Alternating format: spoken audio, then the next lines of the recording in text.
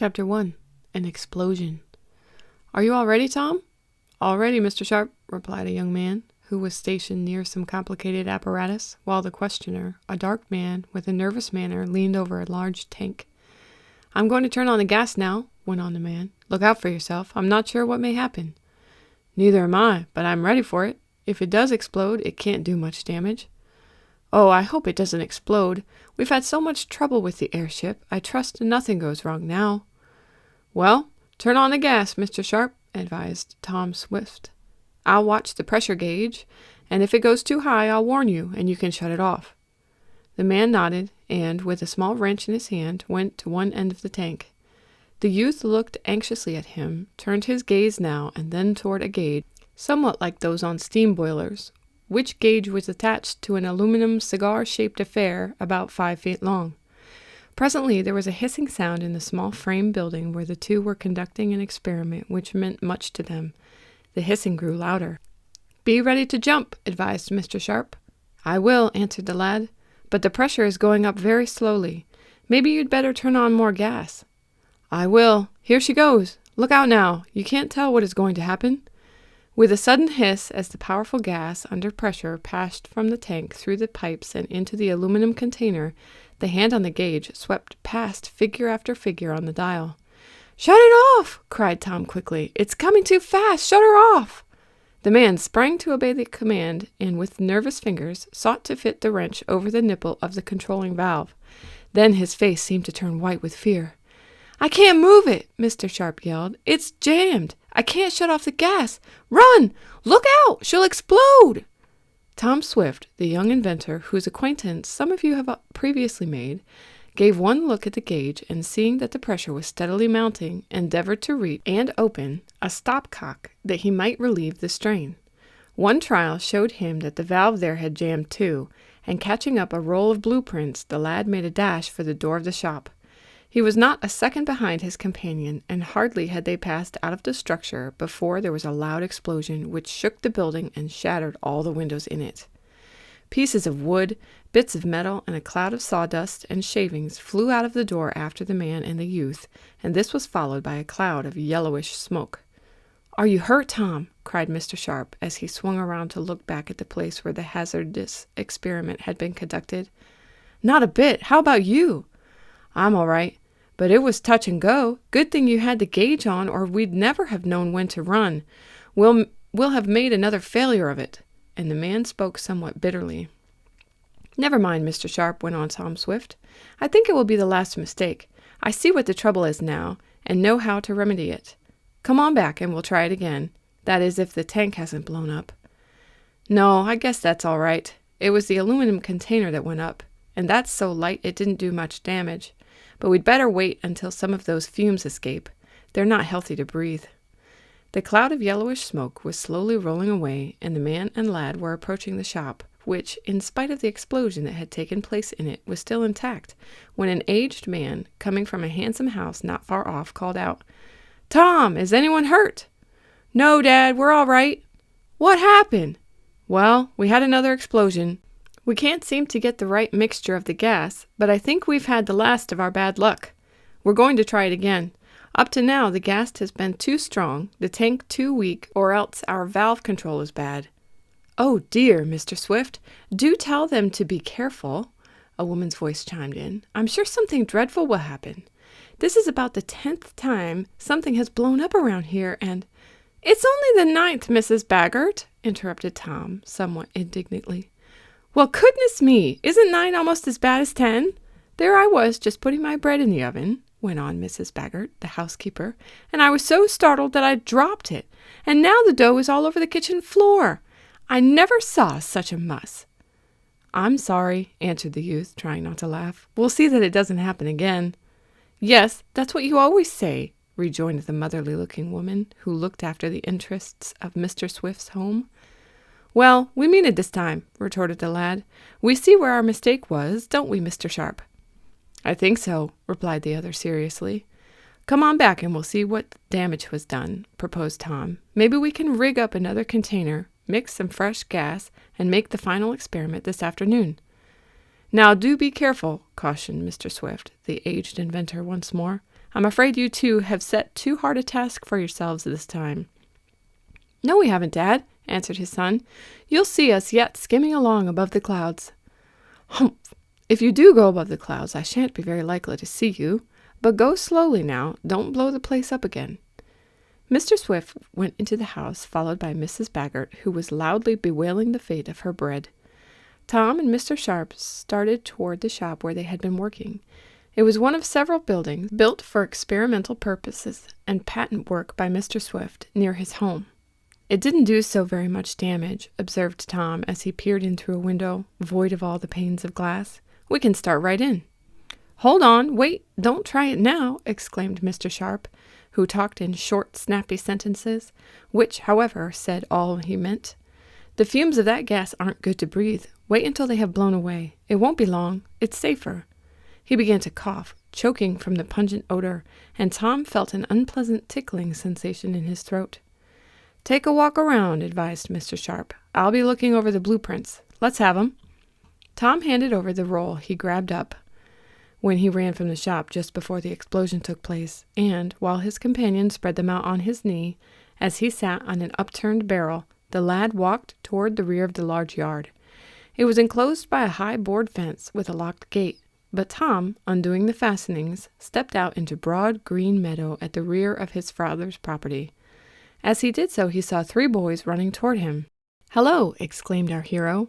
"There are Andy Fogger, Sam Snedeker, and Pete Bailey.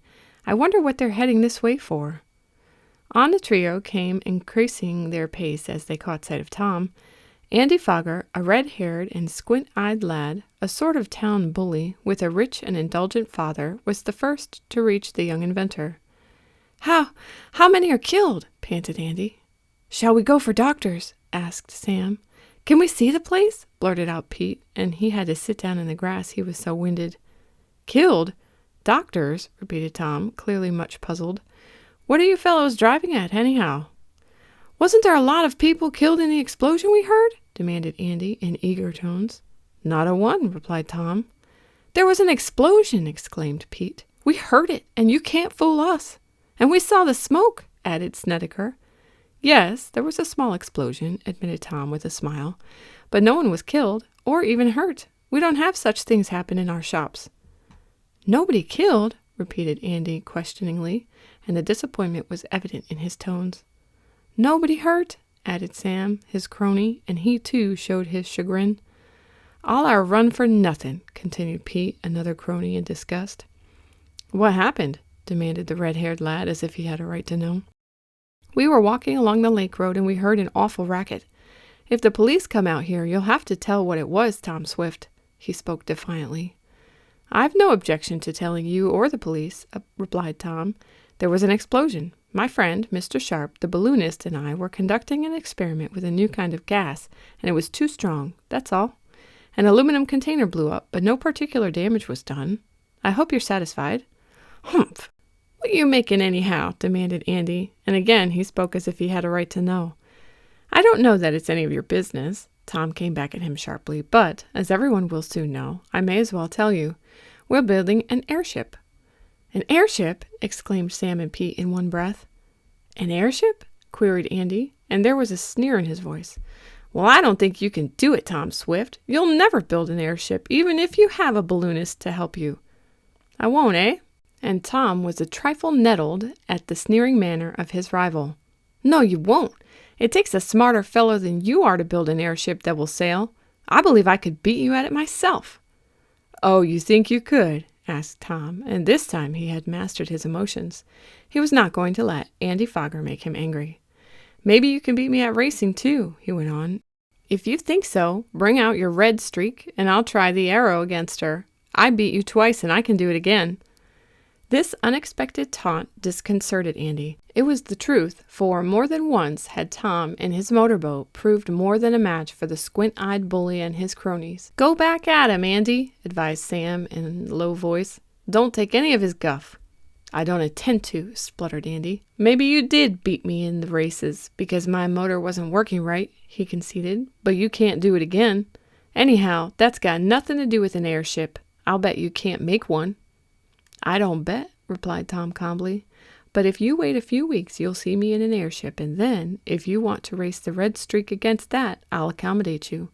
Or, if you want to enter into a competition to build a dirigible balloon or an aeroplane, I'm willing." "Huh! You think you're so smart, don't you? Just because you helped save that balloonist from being killed when his balloon caught fire," went on Andy, for want of something better to say. "But you'll never build an airship." "Of course he won't," added Sam and Pete, bound to his side with their crony, to whom they were indebted for many automobile and motorboat rides. "Just wait," advised Tom with a tantalizing smile.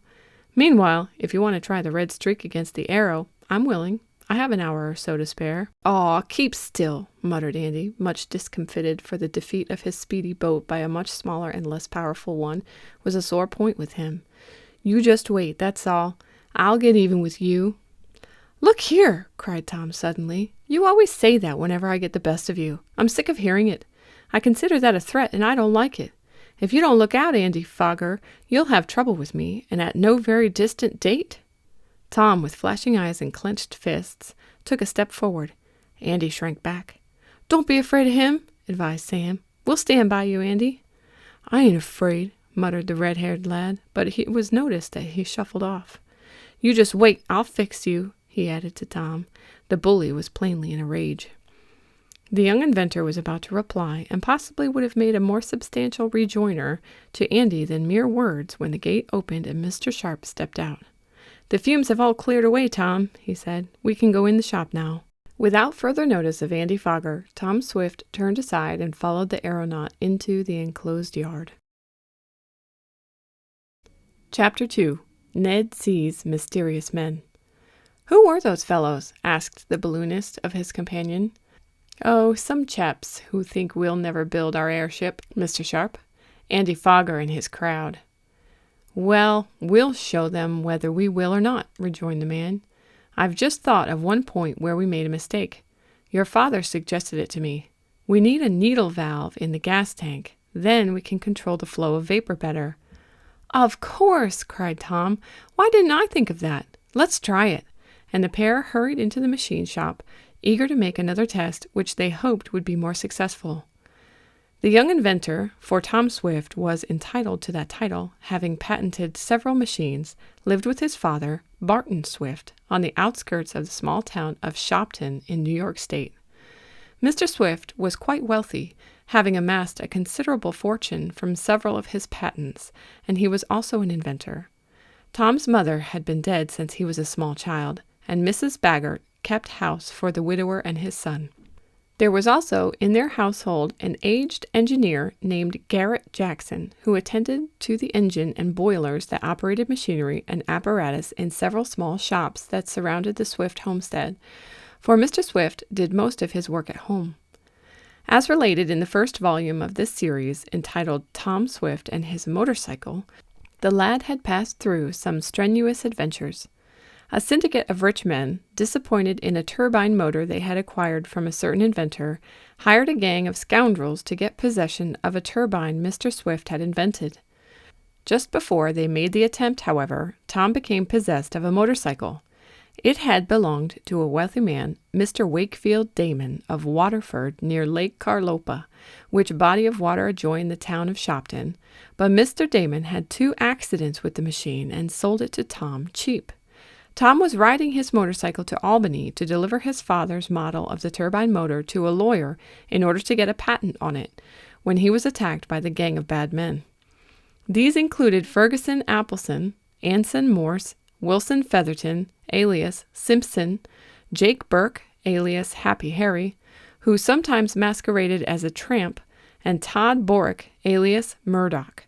These men knocked Tom unconscious, stole the valuable model and some papers, and carried the youth away in their automobile. Later, the young inventor, following a clue given him by Eradicate Sampson, an aged colored man who, with his mule, Boomerang, went about the country doing odd jobs, got on the trail of the thieves in a deserted mansion in the woods at the upper end of the lake. Our hero, with the aid of Mr. Damon and some friends of the latter, raided the old house, but the men escaped. In the second book of the series, called Tom Swift and His Motorboat, there was related the doings of the lad, his father, and his chum, Ned Newton, on Lake Carlopa. Tom bought at auction a motorboat the thieves had stolen and damaged, and, fixing it up, made a speedy craft of it. So speedy, in fact, that it beat the racing boat Red Streak, owned by Andy Fogger. But Tom did more than race in his boat. He took his father on a tour for his health, and, during Mr. Swift's absence from home, the gang of bad men stole some of the inventor's machinery. Tom set out after them in his motorboat, but the scoundrels even managed to steal that, hoping to get possession of a peculiar and mysterious treasure in it, and Tom had considerable trouble. Among other things he did when he had his craft was to aid a Miss Mary Nestor, who, in her cousin's small boat, the Dot, was having trouble with the engine, and you shall hear more of Miss Nestor presently, for she and Tom became quite friendly. Events so shaped themselves that Andy Fogger was glad to loan Tom the Red Streak in which to search for the stolen arrow, and it was in the latter craft that Tom, his father, and Ned Newton had a most thrilling adventure. They were on their way down the lake when, in the air overhead, they saw a balloon on fire with a man clinging to the trapeze. They managed to save the fellow's life after a strenuous endeavor. The balloonist, John Sharp, was destined to play quite a part in Tom's life. Mr. Sharp was more than an aeronaut. He was the inventor of an airship. That is, he had plans drawn for the more important parts, but he had struck a snag of clouds, as he expressed it, and could not make the machine work. His falling in with Mr. Swift and his son seemed providential, for Tom and his father were at once interested in the project for navigating the upper air. They began a study of Mr. Sharp's plans, and the balloonist was now in a fair way to have the difficulty solved. His airship was primarily an airplane, but with a sustaining aluminum container shaped like a cigar and filled with a secret gas, made partly of hydrogen, being very light and powerful. It was testing the effect of this gas on a small model of the aluminum container that the explosion told of in the first chapter occurred. In fact, it was only one of several explosions, but, as Tom said, all the while they were eliminating certain difficulties. Until now the airship seemed almost a finished thing.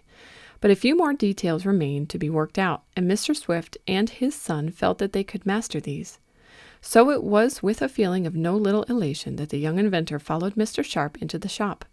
The balloonist, it may be explained, had been invited to live with the Swifts pending the completion of the airship. "Do you think we'll get it on the right track if we put the needle valve in?" asked Tom, as he noted with satisfaction that the damage from the explosion was not great. "I'm sure we will," answered the aeronaut. "Now, let's make another model container and try the gas again." They set to work with Mr. Swift helping them occasionally, and Garrett Jackson, the engineer, lending a hand whenever he was needed. All that afternoon, work on the airship progressed. The joint inventors of it wanted to be sure that the sustaining gas bag, or aluminum container, would do its work properly, as this would hold them in the air and prevent accidents in case of a stoppage of the engine or propellers. The airplane part of the airship was all but finished, and the motor, a powerful machine of new design built by Mr. Swift, was ready to be installed. All that afternoon, Tom, his father, and Mr. Sharp labored in the shop. As it grew dusk, there sounded from the house the ringing of a bell. "Supper time," remarked Tom, laying aside a wrench. "I wish Mrs. Baggert would wait about an hour. I'd have this valve nearly done then." But the housekeeper was evidently not going to wait, for her voice supplemented the bell. "Supper! Supper!" she called. "Come now, Mr. Swift, Tom, Mr. Sharp, I can't wait any longer. The meat and potatoes will be spoiled." "I suppose we better go in," remarked Mr. Sharp with something of a sigh. "We can finish tomorrow." The shop, where certain parts of the airship were being made, was doubly locked, and Jackson, the engineer, who was also a sort of watchman, was bidden to keep good guard, for the fear of the gang of unscrupulous men who had escaped from jail during a great storm was still in the minds of Mr. Swift and his son. "And give an occasional look in the shed, where the airplane is," advised Mr. Sharp. "It wouldn't take much to damage that now." "I'll pay particular attention to it," promised the engineer. "Don't worry, Mr. Sharp." After supper, the three gathered around the table, on which were spread out sheets of paper covered with intricate figures and calculations, which Mr. Swift and the balloonist went over with care. Tom was examining some blueprints which gave a sectional view of the proposed ship, and was making some measurements when the bell rang, and Mrs. Baggert ushered in Ned Newton, the most particular chum of the young inventor. "Hello, Ned!" exclaimed Tom. "I was wondering what had become of you. Haven't seen you in a dog's age." "That's right," admitted Ned. "We've been working late nights at the bank, getting ready for the regular visit of the examiner, who usually comes along about this time." "Well, how are things going, and how is the airship?" For, of course, Ned had heard of that. "Oh, pretty good. Had another explosion today. I suppose you heard." "No, I hadn't." "I thought everyone in town had, for Andy Fogger and his 2 cronies were on hand, and they usually tell all they know." "Oh, Andy Fogger, he makes me sick. He was scooting up the street in his auto just as I was coming in, honking his horn to beat the band. You'd think no one ever had an auto but him. He certainly was going fast." "Wait until I get in our airship," predicted Tom. "Then I'll show you what speed is." "Do you really think it will go fast?" "Of course it will. Fast enough to catch Anson Morse and his crowd of scoundrels if we could get on their track." "Why, I thought they were in jail," replied Ned in some surprise. "Weren't they arrested after they stole your boat?" "Yes, and put in jail, but they managed to get out, and now they're free to make trouble for us again." "Are you sure they're out of jail?" asked Ned, and Tom noted that his chum's face wore an odd look. "Sure, of course I am, but why do you ask?" Ned did not answer for a moment. He glanced at Tom's father, and the young inventor understood. Mr. Swift was getting rather along in age, and his long years of brain work had made him nervous. He had a great fear of Morse and his gang, for they had made much trouble for him in the past. Tom appreciated his chum's hesitancy, and guessed that Ned had something to say that he did not want Mr. Swift to hear. "Come on up to my room, Ned. I've got something I want to show you," exclaimed Tom after a pause. The 2 lads left the room, Tom glancing apprehensively at his father, but Mr. Swift was so engrossed, together with the aeronaut, in making some calculations regarding wind pressure, that it is doubtful if either of the men were aware that the boys had gone. "Now what is it, Ned?" demanded our hero, when they were safe in his apartment. "Something's up, I can tell by your manner. What is it?" "Maybe it's nothing at all," went on his chum. "If I had known, though, that those men had gotten out of jail, I would have paid more attention to what I saw tonight as I was leaving the bank to come here." "What did you see?" demanded Tom, and his manner, which had been calm, became somewhat excited. "Well, you know I've been helping the paying teller straighten up his books," went on the young bank employee, "and when I came out tonight, after working for several hours, I was glad enough to hurry away from the slave den, as I call it. I almost ran up the street, not looking where I was going, when, just as I turned the corner, I bumped into a man." "Nothing suspicious or wonderful in that," commented Tom. "I've often run into people." "Wait," advised Ned.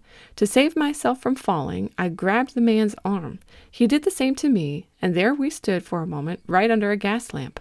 I looked down at his hands, and I saw that on the little finger of the left one there was tattooed a blue ring, and—" "Happy Harry, the tramp!" exclaimed Tom, now much excited. "That's where he wears a tattooed ring." "That's what I thought you had told me," resumed Ned, "but I didn't pay any attention to it at the time, as I had no idea that the men were out of jail." "Well, what else happened?" inquired Tom. "Not much more. I apologized to the man, and he to me, and we let go of each other." "Are you sure about the ring on his finger?" "Positive. His hand was right in the light. But wait, that isn't all. I hurried on, not thinking much about it, when I saw another man step out of the dark shadows of Peterby's grocery just beyond the bank. The man must have mistaken me for someone else, for he spoke to me." "What did he say?" "He asked me a question. It was, 'Is there any chance tonight?'" "What did you tell him?" "Well, I was so surprised that I didn't know what to say, and before I could get my wits together, the man had seen his mistake and hurried on. He joined the man I had collided with, and the 2 skipped off into the darkness. But not before a 3rd man had come across the street from in front of the bank and hurried off with them." "Well?" asked Tom, as his chum paused. "I don't know what to think," resumed Ned. "These men were certainly acting suspiciously, and now that you tell me the Anson Morse gang is not locked up, well, it makes me feel that these men must be some of their crowd." "Of course they are," declared Tom positively. "The blue ring proves it." "I wouldn't go so far as to say that," declared Ned. "The man certainly had a blue ring tattooed on his finger, the same finger where you say Happy Harry had his.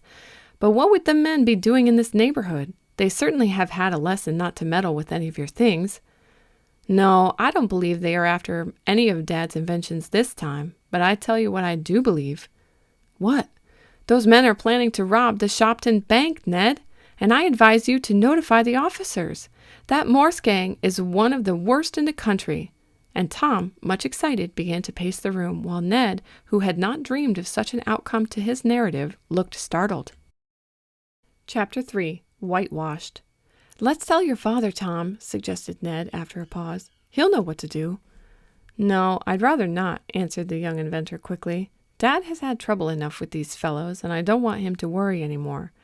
Besides, he is working on a new invention, and if I tell him about the Happy Harry gang, it will take his attention from it."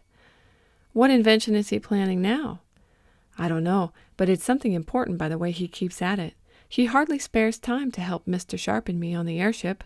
No, we'll keep this news from Dad." "Then I'll inform the bank officials, as you suggest. If the place was robbed, they might blame me if they found out I had seen the men and failed to tell them.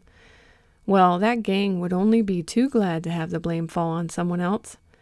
Tom little knew how near the truth he had come in his chance expression, or how soon he himself was to fall under suspicion in connection with this same band of bad men. "I'll telephone to the president on my way home," decided Ned, "and he can notify the watchman at the bank. But do you really expect to have your airship in shape to fly soon?" "Oh, yes. Now that we have found our mistakes about the gas, the rest will be easy." "I think I'd like to take a trip in one myself, if it didn't go too high," ventured Ned. "I'll remember that when we have ours completed," promised his chum, "and I'll take you for a spin." The boys talked for perhaps an hour longer, mostly about the airship, for it was the latest mechanical affair in which Tom was interested, and naturally foremost in his thoughts. Then Ned went home first, however, telephoning from Tom's house to the bank president about having seen the suspicious men. That official thanked his young employee and said he would take all necessary precautions. The telephone message was not sent until Mr. Swift was out of hearing, as Tom was determined that his father should have no unnecessary worry about the unscrupulous men. As it was, the news that the gang was out of jail had caused the aged inventor some alarm. It was not without some anxiety that Tom arose the next morning, fearing he would hear news that the bank had been broken into, but no such alarming report circulated in Shopton. In fact, having made some inquiries that day of Ned, he learned that no trace had been seen of the mysterious men. The police had been on the lookout, but they had seen nothing of them. "Maybe, after all, they weren't the same ones," suggested Ned when he paid Tom another visit the next night. "Well, of course it's possible that they weren't," admitted the young inventor. "I'd be very glad to think so. Even if they were, your encounter with them may have scared them off, and that would be a good thing." The next 2 weeks were busy ones for Tom and Mr. Sharp, aided occasionally by Mr. Swift, and with Garrett Jackson, the engineer, to lend a hand whenever needed. The aeronaut and the owner of the Speedy Arrow made considerable progress on their airship. "What is your father so busy over?" asked Mr. Sharp one day when the new aluminum gas holder was about completed. "I don't know," answered Tom with a somewhat puzzled air. "He doesn't seem to want to talk about it, even to me. He says it will revolutionize travel along a certain line, but whether he is working on an airship that will rival ours or a new automobile, I can't make out. He'll tell us in good time. But when do you think we will finish well, I don't know what to call it. I mean, our aeroplane?" "Oh, in about a month now. That's so, though we haven't a name for it. But we'll christen it after it's completed. Now, if you'll tighten up some of those bolts, I'll get these gas-generating apparatus in readiness for another test." A short description of the new airship may not be out of place now. It was built after plans Mr. Sharp had shown to Tom and his father soon after the thrilling rescue of the aeronaut from the blazing balloon over Lake Carlopa.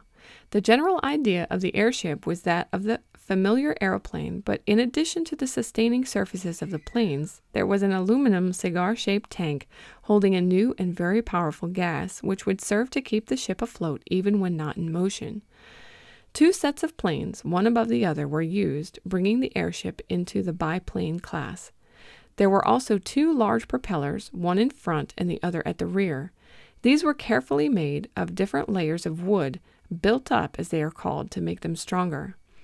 They were 8 feet in diameter and driven by a 20-cylinder air-cooled motor whirled around at the rate of 1,500 revolutions a minute. When operated at full speed, the airship was capable of making 80 miles an hour against a moderate wind. But if the use of the peculiarly shaped planes and the gas container with the secret but powerful vapor in it were something new in airship construction, so was the car in which the operator and travelers were to live during a voyage. It was a complete living room, with the engine and other apparatus, including that for generating the gas, in a separate compartment, and the whole was the combined work of Tom and Mr. Sharp. There were accommodations for 5 persons, with sleeping berths, a small galley or kitchen where food could be prepared, and several easy chairs where the travelers could rest in comfort while skimming along high in the air as fast as the fastest railroad train. There was room enough to carry stores for a voyage of a week or more, and enough gas could be manufactured aboard the ship in addition to that taken in the aluminum case before starting, to sustain the ship for 2 weeks. The engine steering apparatus and the gas machine were within easy reach and control of the pilot, who was to be stationed in a small room in the bow of the ship. An electric stove served to warm the interior of the car and also provided means for cooking the food. The airship could be launched either by starting it along the ground on rubber-tired wheels, as is done in the case of the ordinary airplane, or it could be lifted by the gas, just as is done with a balloon. In short, there were many novel features about the ship. The gas test, which took place a few days later, showed that the young inventor and Mr. Sharp had made no mistake this time. No explosion followed, the needle valve controlling the powerful vapor perfectly. "Well," remarked Mr. Sharp one afternoon, "I think we shall put the ship together next week, Tom, and have a trial flight. We shall need a few more aluminum bolts, though, and if you don't mind, you might jump on your motorcycle and run to Mansburg for them.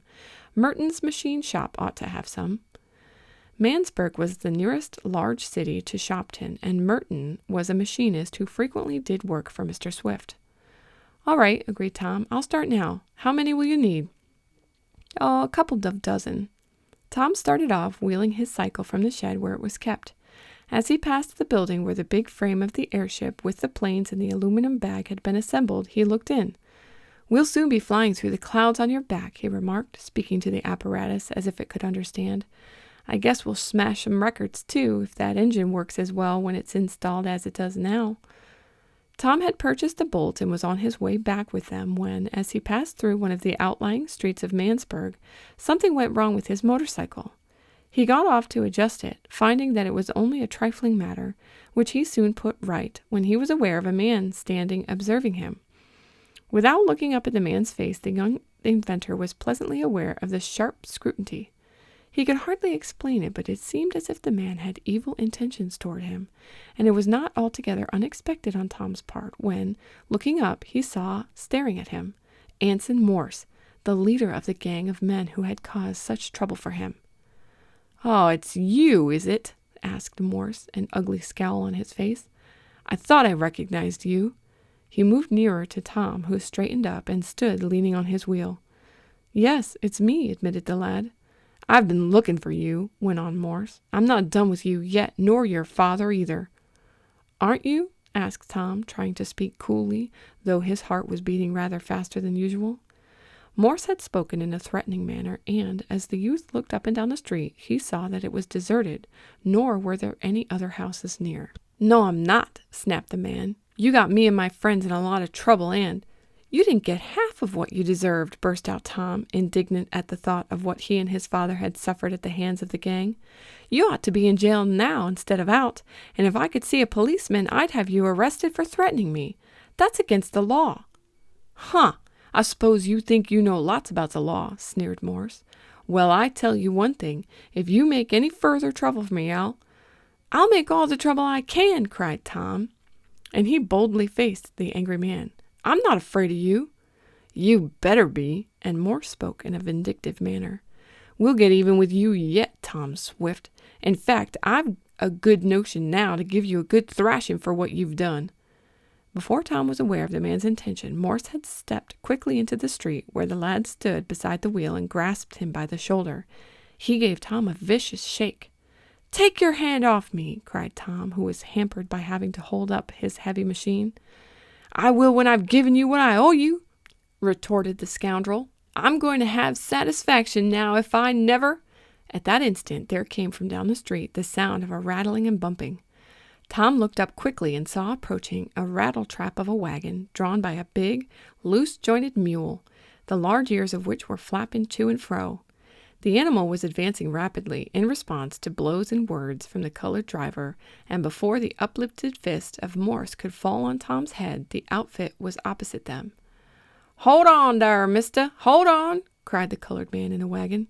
"What are you doing to my friend, Mr. Swift?" "None of your business," snapped Morse. "You drive on and let me manage this affair if you don't want trouble. Who are you, anyhow?" "Why, don't you know me?" asked the colored man, at whom Tom looked at gratefully. "It's Eradicate Sampson, and this here am my mule, Boomerang." "Whoa, Boomerang, I reckon you and I better take a hand in this here argument." "Not unless you want trouble," cried Morse. "I don't mind trouble, not in the leastest," answered Eradicate cheerfully. "Me and Boomerang has had lots of trouble. We used to it. No, Mr. Man, you better go and rob my friend, Mr. Swift, if you don't want no trouble your own self." "Drive on and mind your business," cried Morse, now unreasoningly angry. "This is my affair," and he gave Tom a shake. Our hero was not going to submit tamely, however. He had one hand free and raised to strike Morse, but the latter, letting go his hold on the lad's shoulder, grasped with that hand the fist which the young inventor had raised. Then, with his other hand, the scoundrel was about to hit Tom.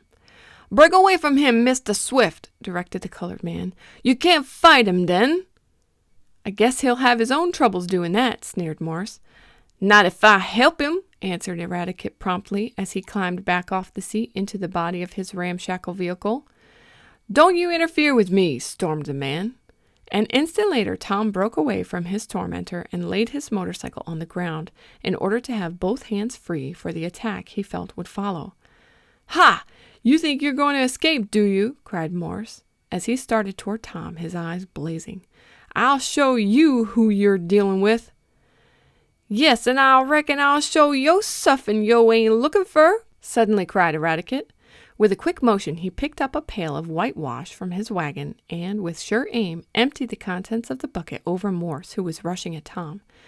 The white fluid spread over the man from head to foot, enveloping him as in a white shroud, and his advance was instantly checked. "Dar, I reckon that's the quickest whitewashing job I've done in some time," chuckled Eradicate, as he grasped his long-handled brush and clambered down from the wagon, ready for a renewal of the hostilities on the part of Morse. "The bestest whitewashing job I've done in some time, yes, sir." Chapter 4. A Trial Trip. There was no fear that Anson Morse would return to the attack, blinded by the whitewash which ran in his eyes, by which, being slaked, did not burn him. He groped blindly about, pawing the air with his outstretched hands. You wait! You'll suffer for this," he spluttered, as soon as he could free his mouth from the trickling fluid. Then, wiping it from his face with his hands as best he could, he shook his fist at Tom. "I'll pay you and that black rascal back," he cried. "You wait." "I hopes you pays me soon," answered Eradicate. "Case is how that whitewash was worth 25 cents, and I got to go get Mo to finish doing a chicken coop I'm working on. Whoa there, Boomerang. There ain't going to be no more trouble, I reckon." Morse did not reply. He had been most unexpectedly repulsed, and, with the whitewash dripping from his garments, he turned and fairly ran toward a strip of woodland that bordered the highway at that place. Tom approached the colored man and held out a welcoming hand. "I don't know what I'd done if you hadn't come along, Rad," the lad said. "That fellow was desperate, and this was a lonely spot to be attacked. Your whitewash came in mighty handy." "Yes, sir, Mr. Swift, that's what it done. I know I could use it on him if he got too obstreperous, and that's what he done. But I were going to fight him with my bresh if he'd made any more trouble." "Oh, I fancy we have seen the last of him for some time," said Tom, but he looked worried. It was evident that the Happy Harry gang was still hanging around the neighborhood of Shopton, and the fact that Morse was bold enough to attack our hero in broad daylight argued that he felt little fear of the authorities. "If yo' wants to catch him, Mr. Swift," went on Eradicate, "you can trace him by the whitewash that drops off him," and he pointed to a trail of white drops which showed the path Morse had taken. "No, the less I have to do with him, the better. I like it," answered the lad. But I can't thank you enough, Rad. You have helped me out of difficulties several times now. You put me on the trail of the men in the deserted mansion. You warned me of the log Andy Fogger placed across the road, and now you have saved me from Morse. Aw, that's nothing, Mr. Swift. You has so done lots for me. Sides my boomerang, I'm entitled to the most credit dish your time. I were coming down the street on me way to a whitewashing job when I seen yo and yo lickety-split machine, for so Eradicate designated a motorcycle. I know it were you, and I didn't like the looks of that man. Then I see he had hold of you, and I ought he were a burglar. So I yelled to Boomerang to hurry up.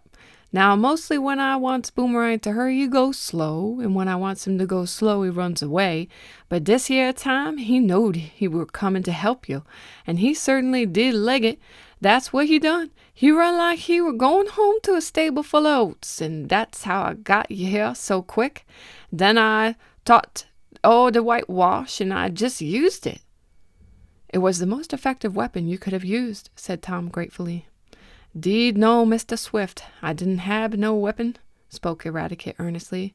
"I ain't even got me razor 'cause I left it at home.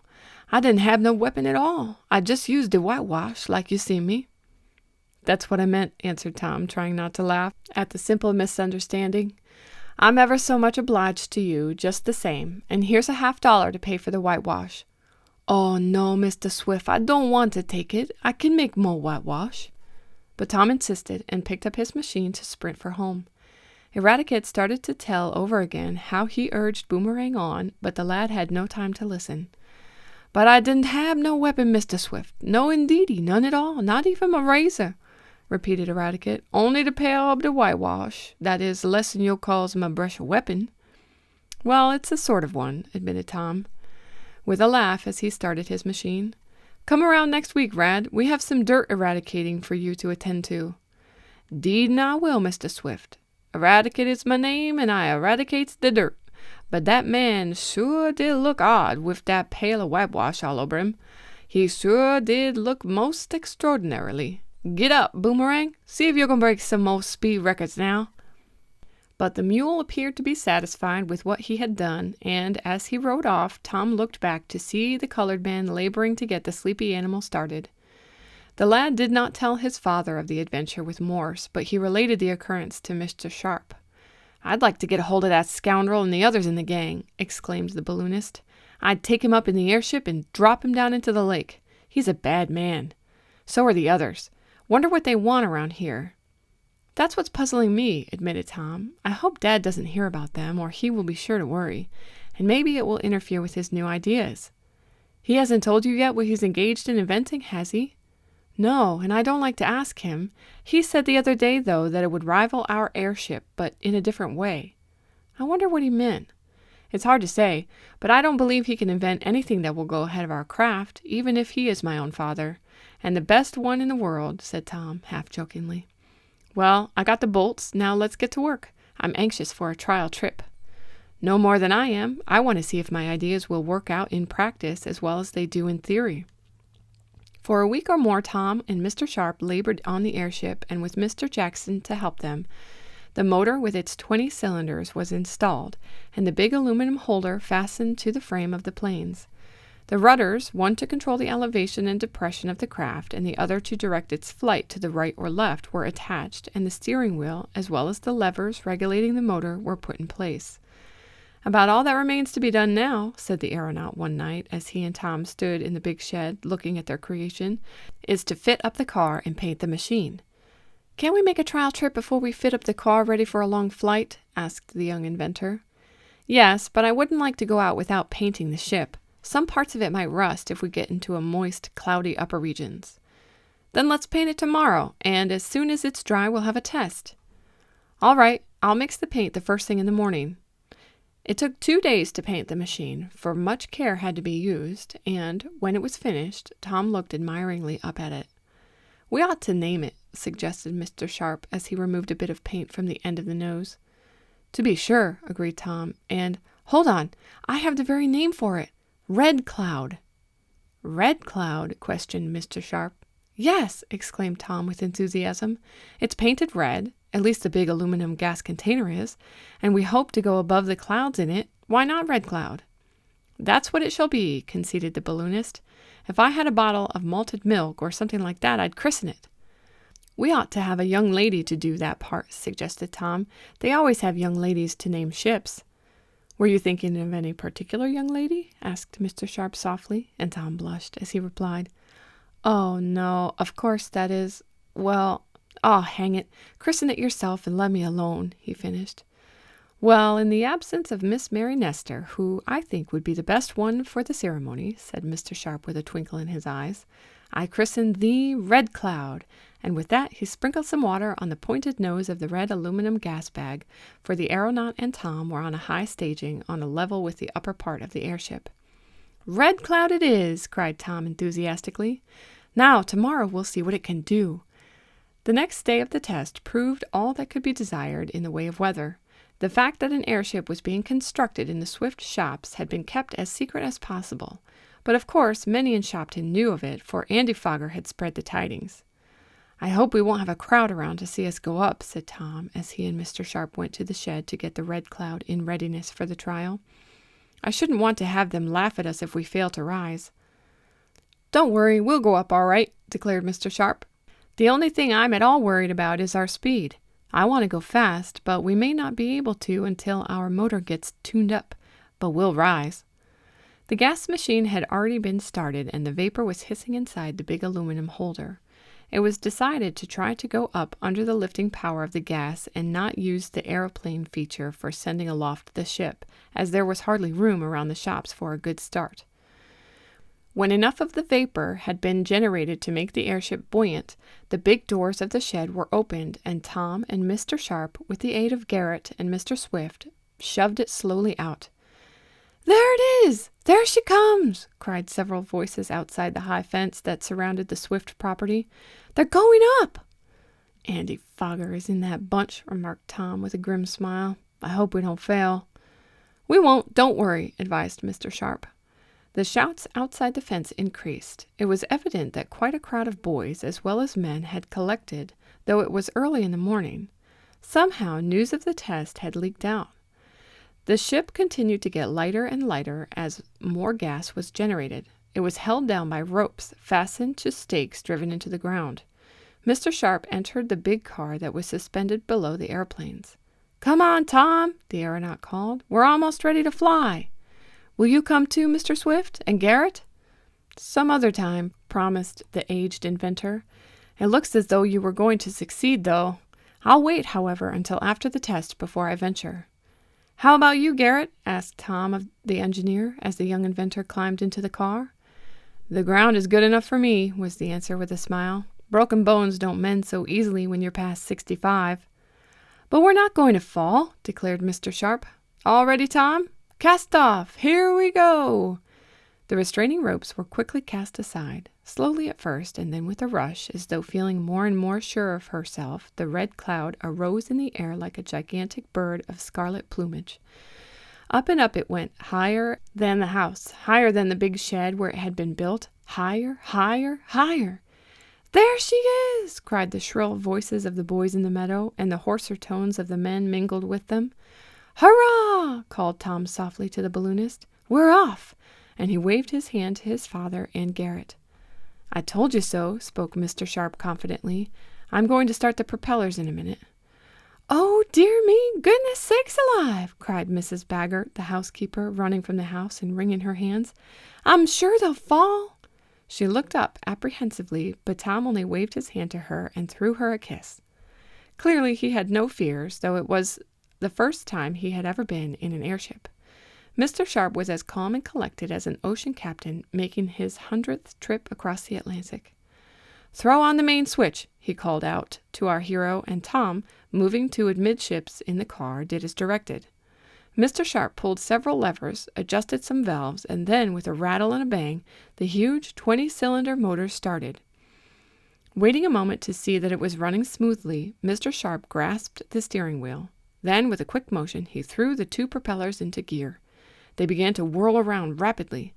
"Here we go!" cried Tom, and sure enough, the Red Cloud, now 500 feet in the air, shot forward like a boat on the water, only with such a smooth, gliding, easy motion that it seemed like being borne along on a cloud. "She works! She works!" cried the balloonist. "Now to try our elevation rudder!" And as the red cloud gathered speed, he tilted the small planes, which sent the aircraft up or down, according to the manner in which they were tilted. The next instant the airship was pointed at an angle toward the clouds and shooting along at swift speed, while from below came the admiring cheers of the crowd of boys and men. Chapter 5. Colliding with a Tower. "She seems to work," observed Tom, looking from where he was stationed near some electrical switches toward Mr. Sharp. "Of course she does," replied the aeronaut. "I knew it would, but I wasn't so sure that it would scoot along in this fashion. We're making pretty good speed, but we'll do better when the motor gets to running smoother." "How high up are we?" asked Tom. The balloonist glanced at several gauges near the steering wheel. "A little short of 3,000 feet," he answered. "Do you want to go higher?" No, I guess not," was Tom's answer. He halted over the works, and his breath came in gasps. "Don't get alarmed," called Mr. Sharp quickly, noting that his companion was in distress because of the high altitude. "This always happens to persons who go into a thin air for the first time, just as if you had climbed up a high mountain. Breathe as slowly as you can and swallow frequently. That will relieve the pressure on your eardrums. I'll send the ship lower." Tom did as he was advised, and the aeronaut, deflecting the rudder, sent the red cloud on a downward slant. Tom at once felt relieved, both because the action of swallowing equalized the pressure on the eardrums, and because the airship was soon in a more dense atmosphere, more like that of the earth. "How are you now?" asked the man of the lad, as the craft was again on an even keel. "All right," replied Tom briskly. "I didn't know what ailed me at first." "I was troubled the same way when I first went up in a balloon," commented Mr. Sharp.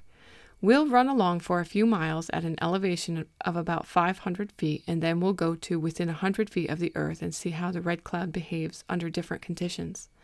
Take a look below and see what you think of it." Tom looked low, through one of the several plate glass windows on the floor of the car. He gave a gasp of astonishment. "Why, we're right over Lake Carlopa!" he gasped.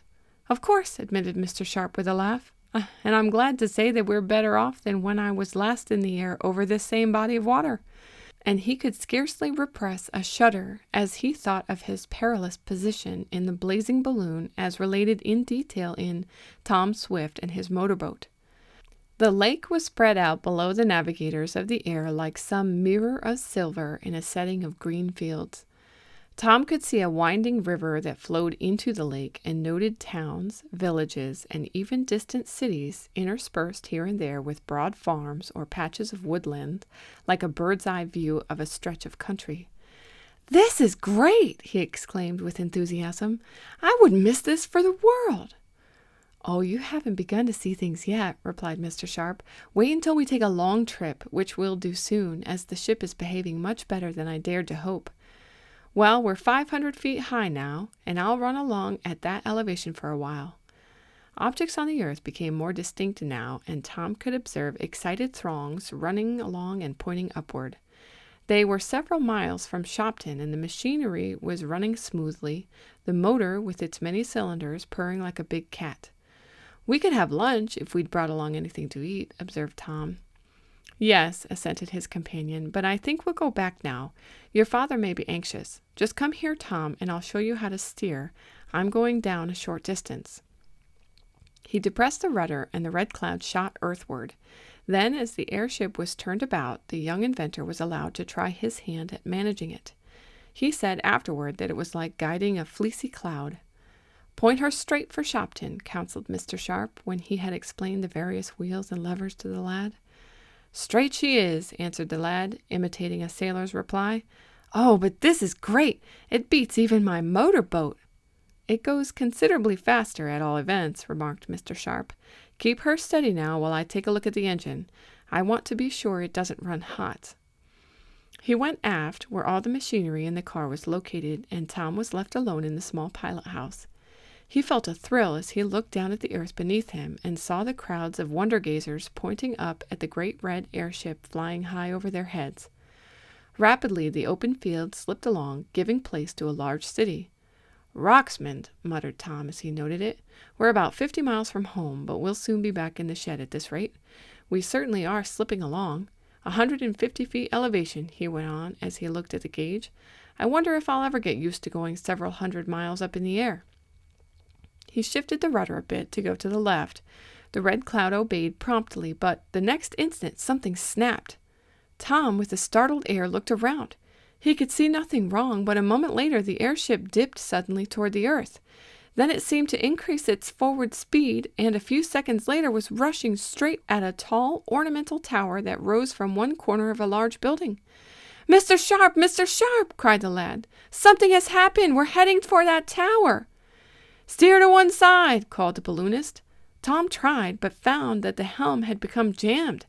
The horizontal rudder would not work, and the craft was rushing nearer and nearer every minute to the pile of brick and mortar.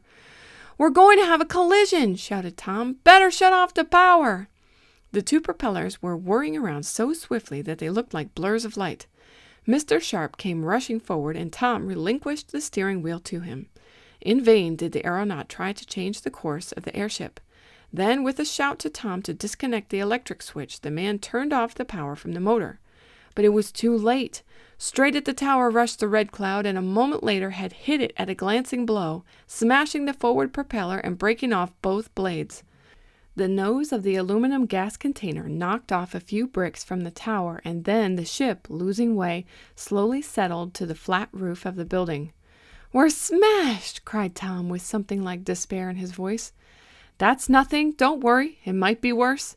Not the first time I've had an accident. It's only one propeller, and I can easily make another," said Mr. Sharp in his quick, jerky sentences.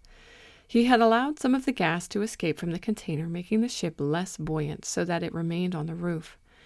The aeronaut and Tom looked from the windows of the car to note if any further damage had been done. They were just congratulating themselves that the rudder marked the extent when, from a scuttle in the roof, there came a procession of young ladies, led by an elderly matron, wearing spectacles and having a very determined, bristling air. "Well, I must say this is a very unceremonious proceeding," exclaimed the spectacled woman. "Pray, gentlemen, to what are we indebted for this honor?"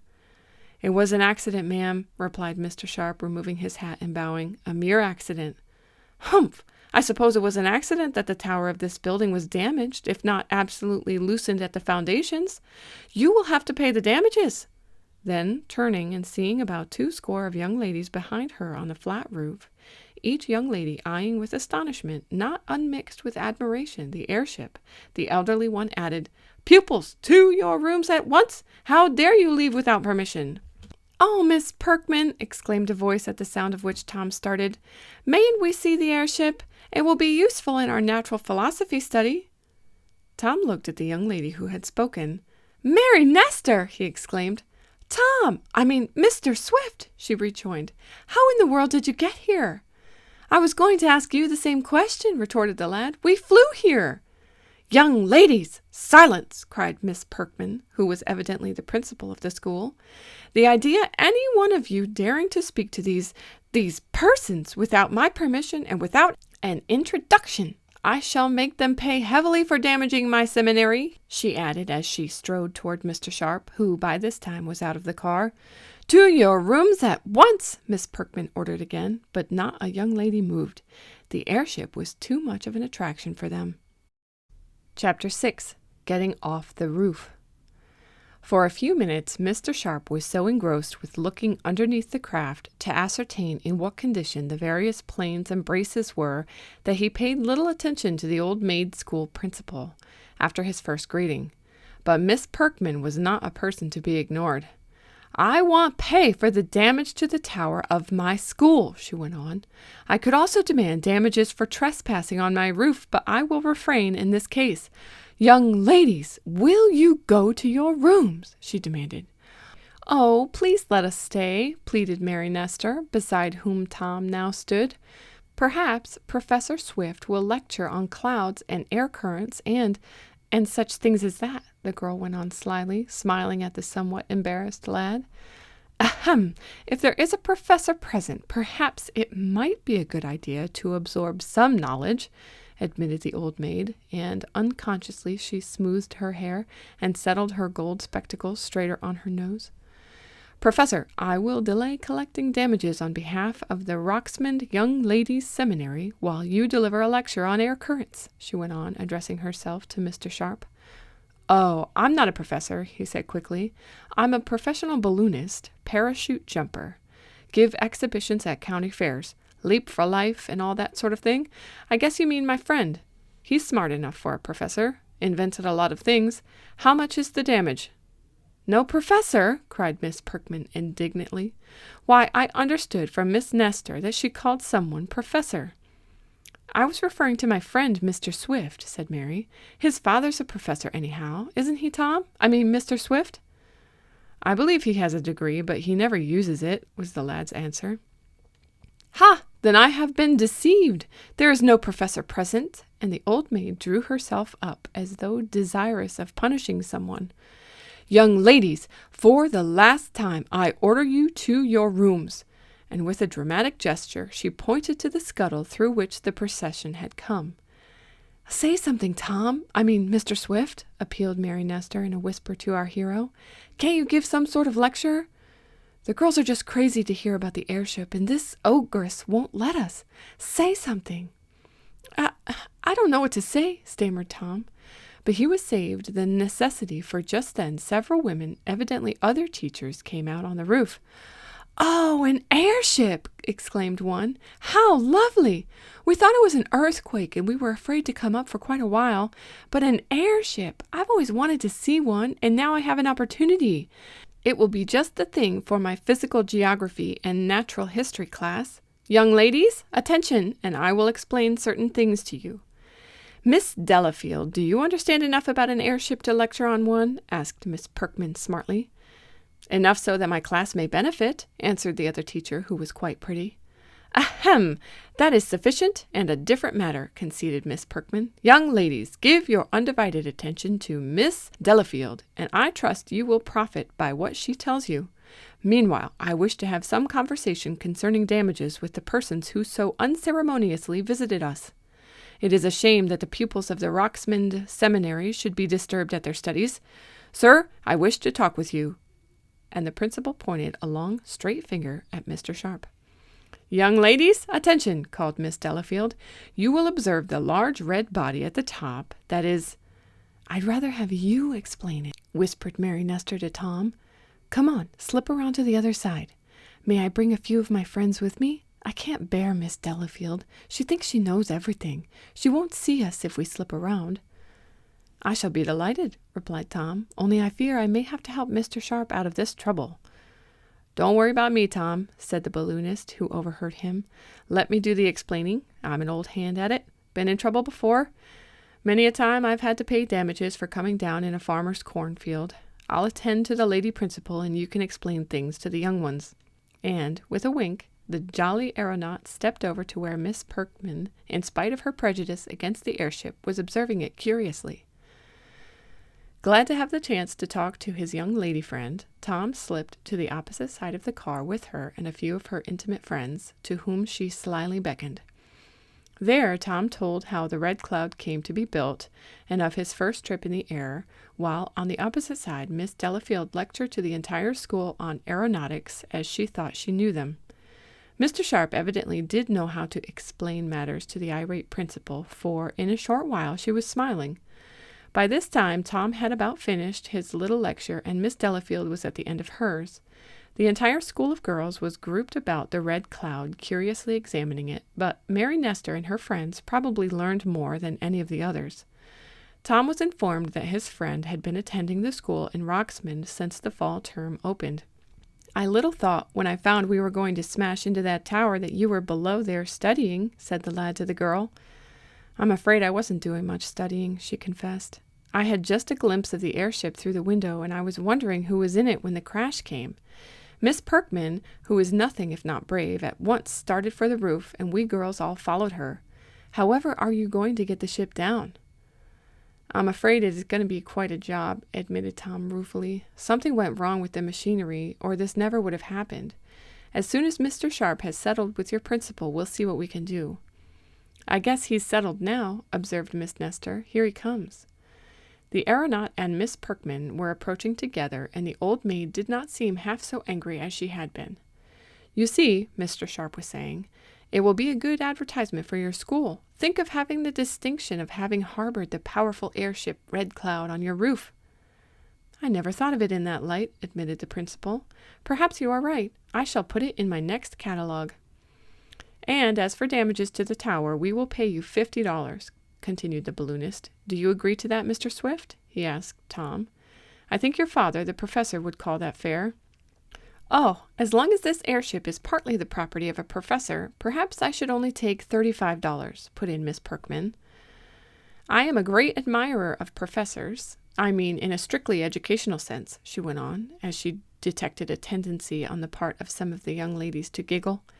"No, $50 will be about right," went on Mr. Sharp, pulling out a well-fitted wallet. "I will pay you now. And if you will wait, I will give you a receipt," continued the principal, evidently as much appeased at the mention of a professor's title as she was by the money. "We're getting off cheap," the balloonist whispered to Tom as the head of the seminary started down the scuttle to the classrooms below. "Maybe it's easier getting out of that difficulty than it will be to get off the roof," replied the lad. "Don't worry, leave that to me," the aeronaut said. It took considerable to ruffle Mr. Sharp. With a receipt in full for the damage to the tower, and expressing the hope that someday in the near future Professor Swift would do the seminary the honor of lecturing to the young lady pupils, Miss Perkman bade Mr. Sharp and Tom goodbye. "Young ladies, to your rooms!" she commanded. "You have learned enough of airships, and there may be some danger getting this one off the roof." "Wouldn't you like to stay and take a ride in it?" Tom asked Miss Nestor.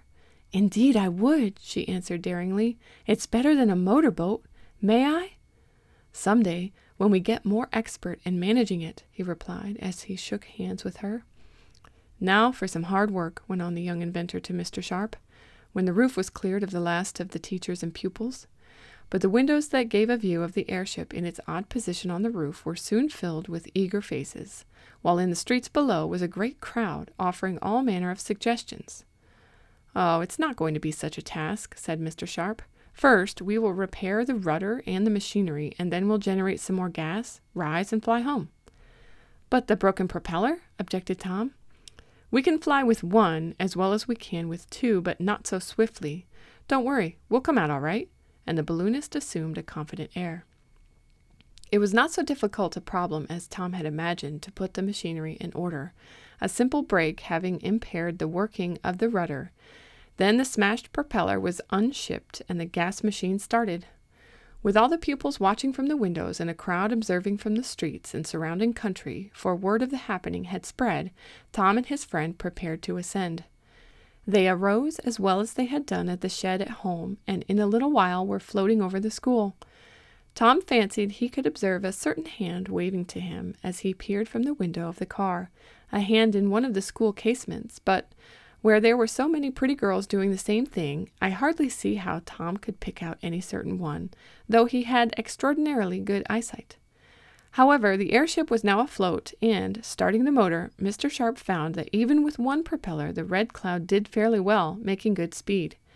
"Now for home to repair everything, and we'll be ready for a longer trip," the aeronaut said to the young inventor, as they turned around and headed off before the wind, while hundreds below them cheered.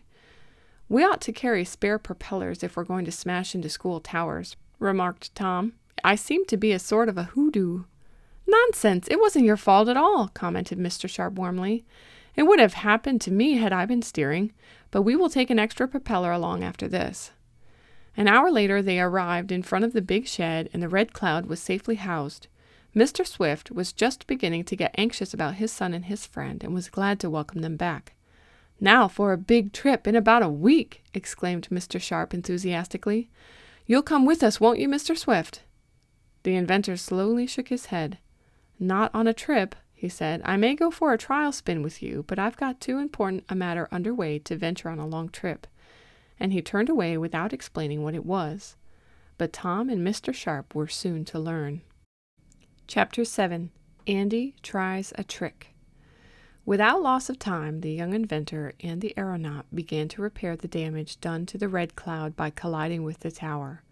The most important part to reconstruct was the propeller, and Mr. Sharp decided to make two instead of one in order to have an extra one in case of future accidents. Tom's task was to arrange the mechanism so that hereafter the rudder could not become jammed and so prevent the airship from steering properly. This the lad accomplished by a simple but effective device which, when the balloonist saw it, caused him to compliment Tom. "That's worth patenting," he declared. "I advise you to take out papers on that." "It seems such a simple thing," answered the youth, "and I don't see much use of spending the money for a patent. Airships aren't likely to be so numerous that I could make anything off that patent." "You take my advice," insisted Mr. Sharp. "Airships are going to be used more in the future than you have any idea of. You get that device patented." Tom did so, and, not many years afterward, he was glad that he had, as it brought him quite an income. It required several days' work on the Red Cloud before it was in shape for another trial. During the hours which he was engaged in the big shed helping Mr. Sharp, the young inventor spent many minutes calling to mind the memory of a certain fair face, and I think I need not mention any names to indicate whose face it was. "She promised to go for a ride with me," mused the lad. "I hope she doesn't back out, but I'll want to learn more about managing the ship before I venture with her in it. It won't do to have any accidents then. There's Ned Newton, too. I must take him for a skim in the clouds. Guess I'll invite him over some afternoon and give him a private view of the machine when we get it in shape again." About a week after the accident at the school, Mr. Sharp remarked to Tom one afternoon, "If the weather is good tomorrow, we'll try another flight. Do you suppose your father will come along?" "I don't know," answered the lad. "He seems so engrossed in something. It's unusual, too, for he most generally tells me what he is engaged upon. However, I guess he will say something about it when he gets ready." "Well, if he doesn't feel just like coming, don't argue him. He might be nervous, and, while the ship is new, I don't want any nervous passengers aboard. I can't give them my attention and look after the running of the machinery." "I was going to propose bringing a friend of mine over to see us make the trip tomorrow," went on the young inventor. "Ned Newton, you know him. He'd like a ride." "Oh, I guess Ned's all right. Let him come along. We won't go very high tomorrow. After a trial rise by means of the gas, I'm going to lower the ship to the ground and try for an elevation by means of the planes. Oh, yes, bring your friend along." Ned Newton was delighted the next day to receive Tom's invitation, and, though a little dubious about trusting himself in an airship for the first time, finally consented to go with his chum. He got a half-holiday from the bank, and shortly after dinner went to Tom's house. "Come on out in the shed and take a look at the Red Cloud," proposed the young inventor. "Mr. Sharp isn't quite ready to start yet, and I'll explain some things to you." The big shed was deserted when the lads entered, and went to the loft where they were on a level with the big, red aluminum tank. Tom began with a description of the machinery, and Ned followed him with interest. "Now we'll go down into the car or cabin," continued the young navigator of the air, "and I'll show you what we do when we're touring amidst the clouds."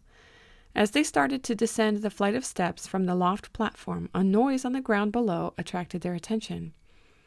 "Guess that's Mr. Sharp coming," said Ned. Tom leaned over and looked down. An instant later he grasped the arm of his chum and motioned him to keep silent. "Take a look," whispered the young inventor. "Andy Fogger!" exclaimed Ned, peering over the railing. "Yes, and Sam Snedeker and Pete Bailey are with him. They sneaked in when I left the door open. Wonder what they want." "Up to some mischief, I'll wager," commented Ned. "Hark, they're talking." The two lads on the loft listened intently. Though the cronies on the ground below them did not speak loudly, their voices came plainly to the listeners. "Let's poke a hole in their gas bag," proposed Sam. "That will make them think they're not so smart as they pretend." "No, we can't do that," answered Andy. "Why not?" declared Pete. "Because the bag's way up in the top part of the shed, and I'm not going to climb up there." "You're afraid," sneered Sam. "I am not. I'll punch your face if you say that again. Besides, the thing that holds the gas is made of aluminum, and we can't make a hole in it unless we take an axe, and that makes too much noise." "We ought to play some sort of a trick on Tom Swift," proposed Pete. "He's too fresh." Tom shook his fist at the lads on the ground, but of course they did not see him. "I have it," came from Andy. "What?" demanded his two cronies. We'll cut some of the guy wires from the planes and rudders. That will make the airship collapse. They'll think the wires broke from the strain. Take out your knives and saw away at the wires. Hurry, too, or they may catch us." "You're caught now," whispered Ned to Tom. "Come on down and give 'em a trouncing." Tom hesitated. He looked quickly about the loft, and then a smile replaced the frown of righteous anger on his face. "I have a better way," he said. "What is it?" "See that pile of dirt?" He pointed to some refuse that had been swept up from the floor of the loft. Ned nodded. "It consists of a lot of shavings, sawdust, and what's more, a lot of soot and lamp black that we used in mixing some paint. We'll sweep the whole pile down on their heads and make them wish they'd stayed away from this place." "Good!" exclaimed Ned, chuckling. "Give me the broom. There's another one for you." The two lads in the loft peered down. The red-headed, squint-eyed bully and his chums had their knives out and were about to cut some of the important guy wires when, at a signal from Tom, Ned, with a sweep of his broom, sent down a big pile of the dirt, sawdust, and lampblack down upon the heads of the conspirators. The young inventor did the same thing, and for an instant the lower part of the shed looked as if a dirt storm had taken place there. The pile of refuse went straight down on the heads of the trio, and as they were looking up in order to cut the wires, they received considerable of it in their faces. In an instant the white countenances of the lads were changing to black as the burnt cork performers in a minstrel show. Then came a series of howls. "Wow! Who did that? I'm blinded! The shed is falling down! Run, fellows, run!" screamed Andy. "There's been an explosion! We'll be killed!" At that moment the big doors of the shed were thrown open and Mr. Sharp came in.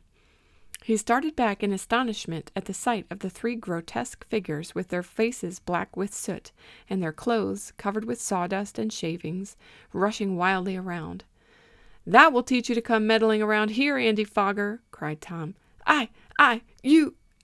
Oh, wait, you," spluttered the bully, almost speechless with rage.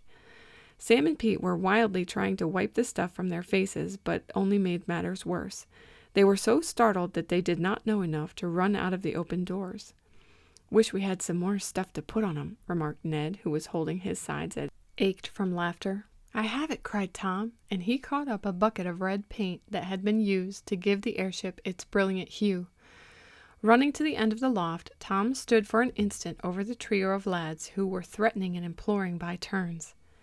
"Here's another souvenir of your visit," shouted the young inventor, as he dashed the bucket of red paint down on the conspirators. This completed the work of the dirt and soot, and a few seconds later, each face looking like a stage Indian's, ready for the war-path, the trio dashed out. They shed shavings, sawdust, and lampblack at every step, and from their clothes and hands and faces dripped the carmine paint. "Better have your pictures taken," cried Ned, peering from an upper window. "Yes, and send us one," added Tom, joining his chum. Andy looked up at them.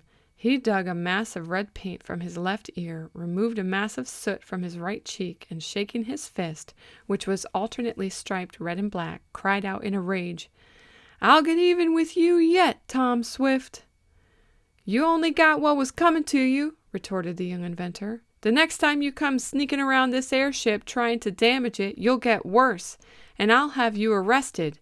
You've had your lesson, and don't forget it." The red-haired bully, doubly red-haired now, had nothing more to say. There was nothing he could say, and, accompanied by his companions, made a bee-line for the rear gate in the fence and darted across the meadow. They were all sorry enough-looking specimens, but solely through their own fault. Chapter 8. Winning a Prize. "Well, Tom, what happened?" asked Mr. Sharp as he saw the trio running away. "Looks as if you had had an exciting time here." "No, those fellows had all the excitement," declared Ned. "We had the fun," and the two lads proceeded to relate what had taken place. "Tried to damage the airship, eh?" asked Mr. Sharp. "I wish I'd caught them at it, the scoundrels, but perhaps you handled them as well as I could have done." "I guess so," assented Tom. "I must see if they did cut any of the wires." But the young inventor and his chum had acted too quickly, and it was found that nothing had been done to the Red Cloud. A little later the airship was taken out of the shed and made ready for a trip. The gas ascension was first used, and Ned and Mr. Swift were passengers with Tom and Mr. Sharp. The machine went about 1,000 feet up in the air, and then was sent in various directions, to the no small delight of a large crowd that gathered in the meadow back of the Swift property, for it only required the sight of the airship looming its bulk above the fence and buildings to attract a throng. It is safe to say this time, however, that Andy Fogger and his cronies were not in the audience. They were probably too busy removing the soot and red paint. Although it was the first time Mr. Swift had ever been in an airship, he evinced no great astonishment. In fact, he seemed to be thinking deeply, and on some subject not connected with aeronautics. Tom noticed the abstraction of his father and shook his head. Clearly the aged inventor was not his usual self. As for Ned Newton, his delight knew no bounds. At first he was a bit apprehensive as the big ship went higher and higher and swung about, but he soon lost his fear and enjoyed the experience as much as Tom did. The young inventor was busy helping Mr. Sharp manage the machinery, rudders, planes, and motor. A flight of several miles was made, and Tom was wishing they might pay another visit to the Roxmond Seminary, but Mr. Sharp, after completing several evolutions designed to test the steering qualities of the craft, put back home. "We'll land in the meadow and try rising by the planes alone," he said. In this evolution it was deemed best for Mr. Swift and Ned to alight, as there was no telling just how the craft would behave. Tom's father was very willing to get out, but Ned would have remained in, only for the desire of his friend. With the two propellers whirring at a tremendous speed and all the gas out of the aluminum container, the Red Cloud shot forward, running over the level ground of the meadow where a starting course had been laid out. "Clear the track!" cried Mr. Sharp, as he saw the crowd closing up in front of him. The men, boys, several girls, and women made a living lane. Through this shot the craft, and then, when sufficient momentum had been obtained, Tom, at a command from the aeronaut, pulled the lever of the elevation rudder.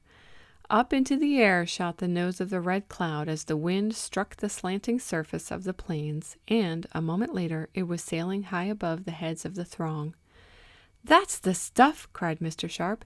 "It works as well that way as it does with the gas."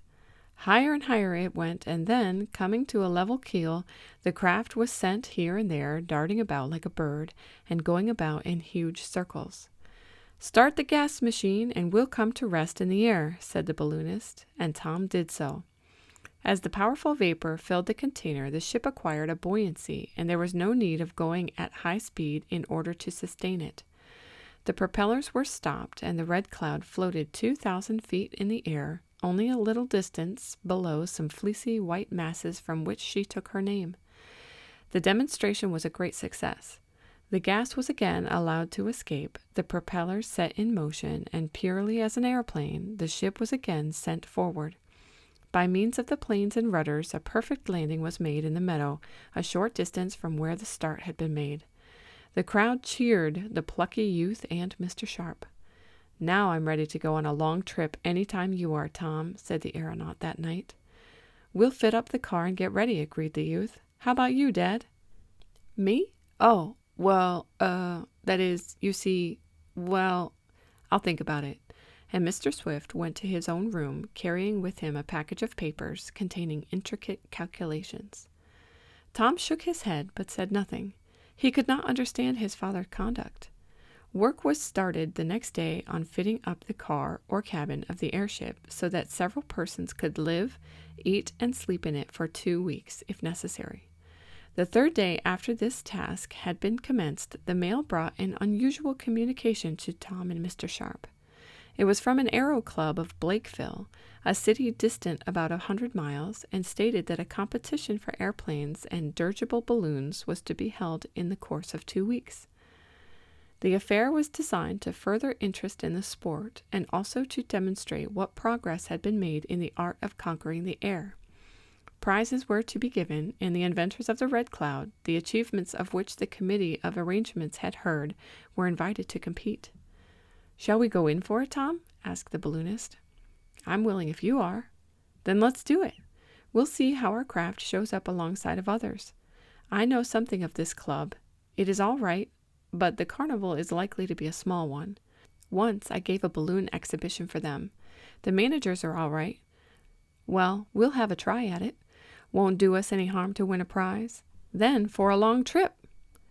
As it was not necessary to have the car or cabin completely fitted up in order to compete for the prize, work in that direction was suspended for the time being, and more attention was paid to the engine, the planes, and the rudders. Some changes were made, and a week later the Red Cloud departed for Blakeville.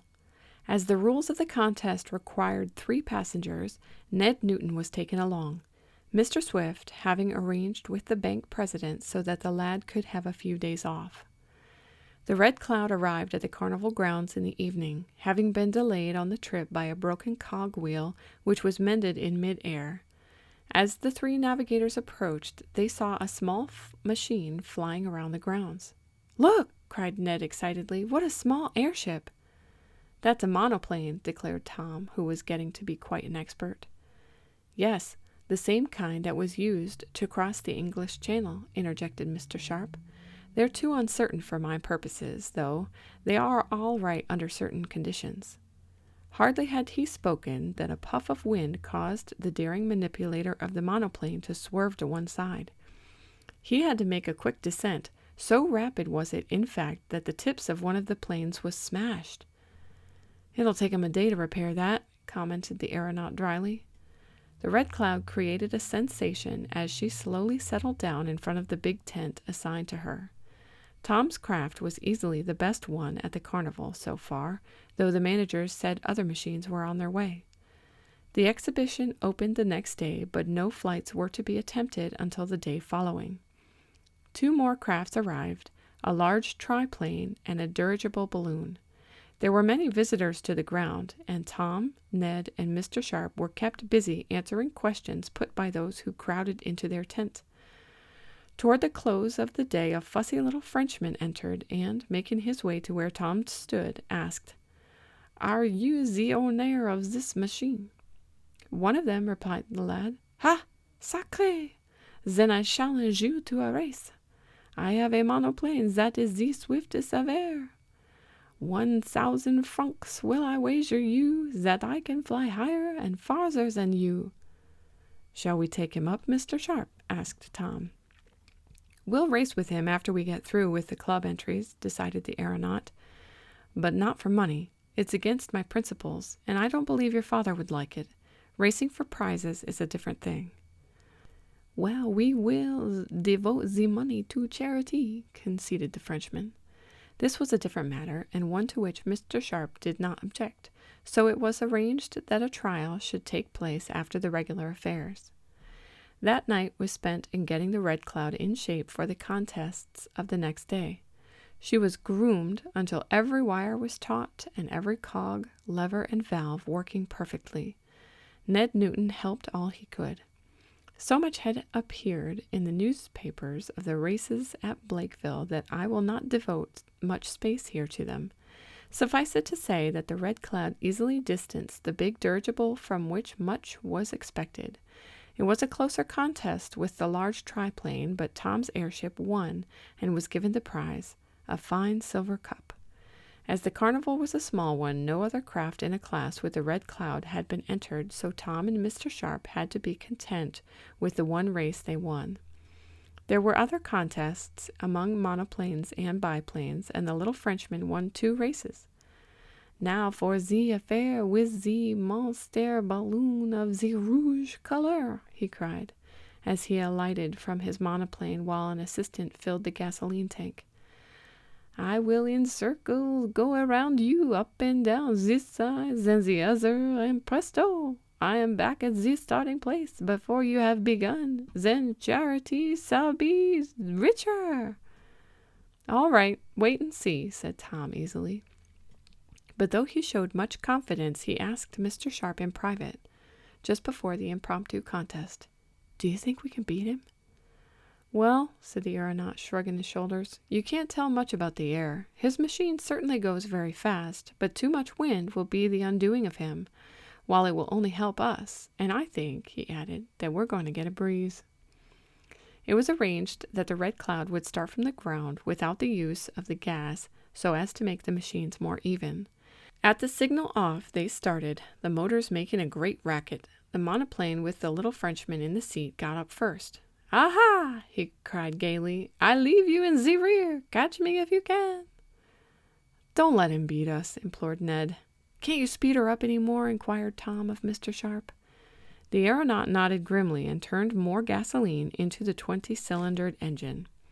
Like a flash, the Red Cloud darted forward, but the Frenchman also increased his speed and did actually, at first, circle around the bigger machine, for his affair was much lighter. But when he tried to repeat that feat, he found that he was being left behind. "That's the stuff! We're winning!" yelled Tom, Ned joining in the shout. Then came a puff of wind. The monoplane had to descend, for it was in danger of turning turtle. Still, the navigator was not going to give up. He flew along at a lower level. Then Mr. Sharp opened up the Red Cloud's engine at full speed, and it was the big machine which now sailed around the other. "I protest! I protest!" cried the Frenchman above the explosions of his motor. "The wind is too strong for me." Mr. Sharp said nothing, but, with a queer smile on his face, he sent the airship downward the earth. A moment later he was directly under the monoplane. Then, quickly rising, he fairly caught the Frenchman's machine on top of a square platform of the gas container, the bicycle wheels of the monoplane resting on the flat surface. And so swiftly did the Red Cloud fly along that it carried the monoplane with it, to the chagrin of the French navigator. A trick, he cried. "It is not fair." Then, dropping down, Mr. Sharp allowed the monoplane to proceed under its own power while he raced on to the finish mark, winning, of course, by a large margin. "Ha! A trick! I race you tomorrow, and again tomorrow," cried the beaten Frenchman as he alighted. "No thanks," answered Tom. "We've had enough. I guess charity will be satisfied." The little Frenchman was a good loser and paid over the money, which was given to the Blakeville Hospital, the institution receiving it gladly. At the request of the Carnival Committee, Mr. Sharp and Tom gave an exhibition of high and long flights the next day, and created no little astonishment by their daring feats. "Well, I think we have reason to be proud of our ship," remarked Mr. Sharp that night. "We won the first contest we were ever in, and beat that speedy monoplane, which was no small thing to do, as they are very fast." "But wait until we go on our trip," added Tom, as he looked at the cup they had won. He little realized what danger they were to meet within that flight that was before them. Chapter 9. The Runaway Auto. Had the inventors of the Red Cloud desired, they could have made considerable money by giving further exhibitions at the Blakeville Aero Carnival, and at others which were to be held in the near future at adjoining cities. The fame of the new machine had spread, and there were many invitations to compete for prizes. But Tom and Mr. Sharp wished to try their skill in a long flight, and at the close of the Blakeville exhibition they started for Shopton, arriving there without mishap, though Tom more than half hoped that they might happen to strike the tower of a certain school. I needn't specify where. The first thing to be done was to complete the fitting up of the car or cabin. No berths had as yet been put in, and these were first installed after the Red Cloud was in her shed. Then an electrical heating and cooking apparatus was fitted in. Some additional machinery, tanks for carrying water and chemicals for making the gas, boxes of provisions, various measuring instruments, and other supplies were put in the proper places, until the cabin was filled almost to its capacity. Of course, particular attention had been paid to the ship proper, and every portion was gone over until Mr. Sharp was sure it was in shape for a long flight.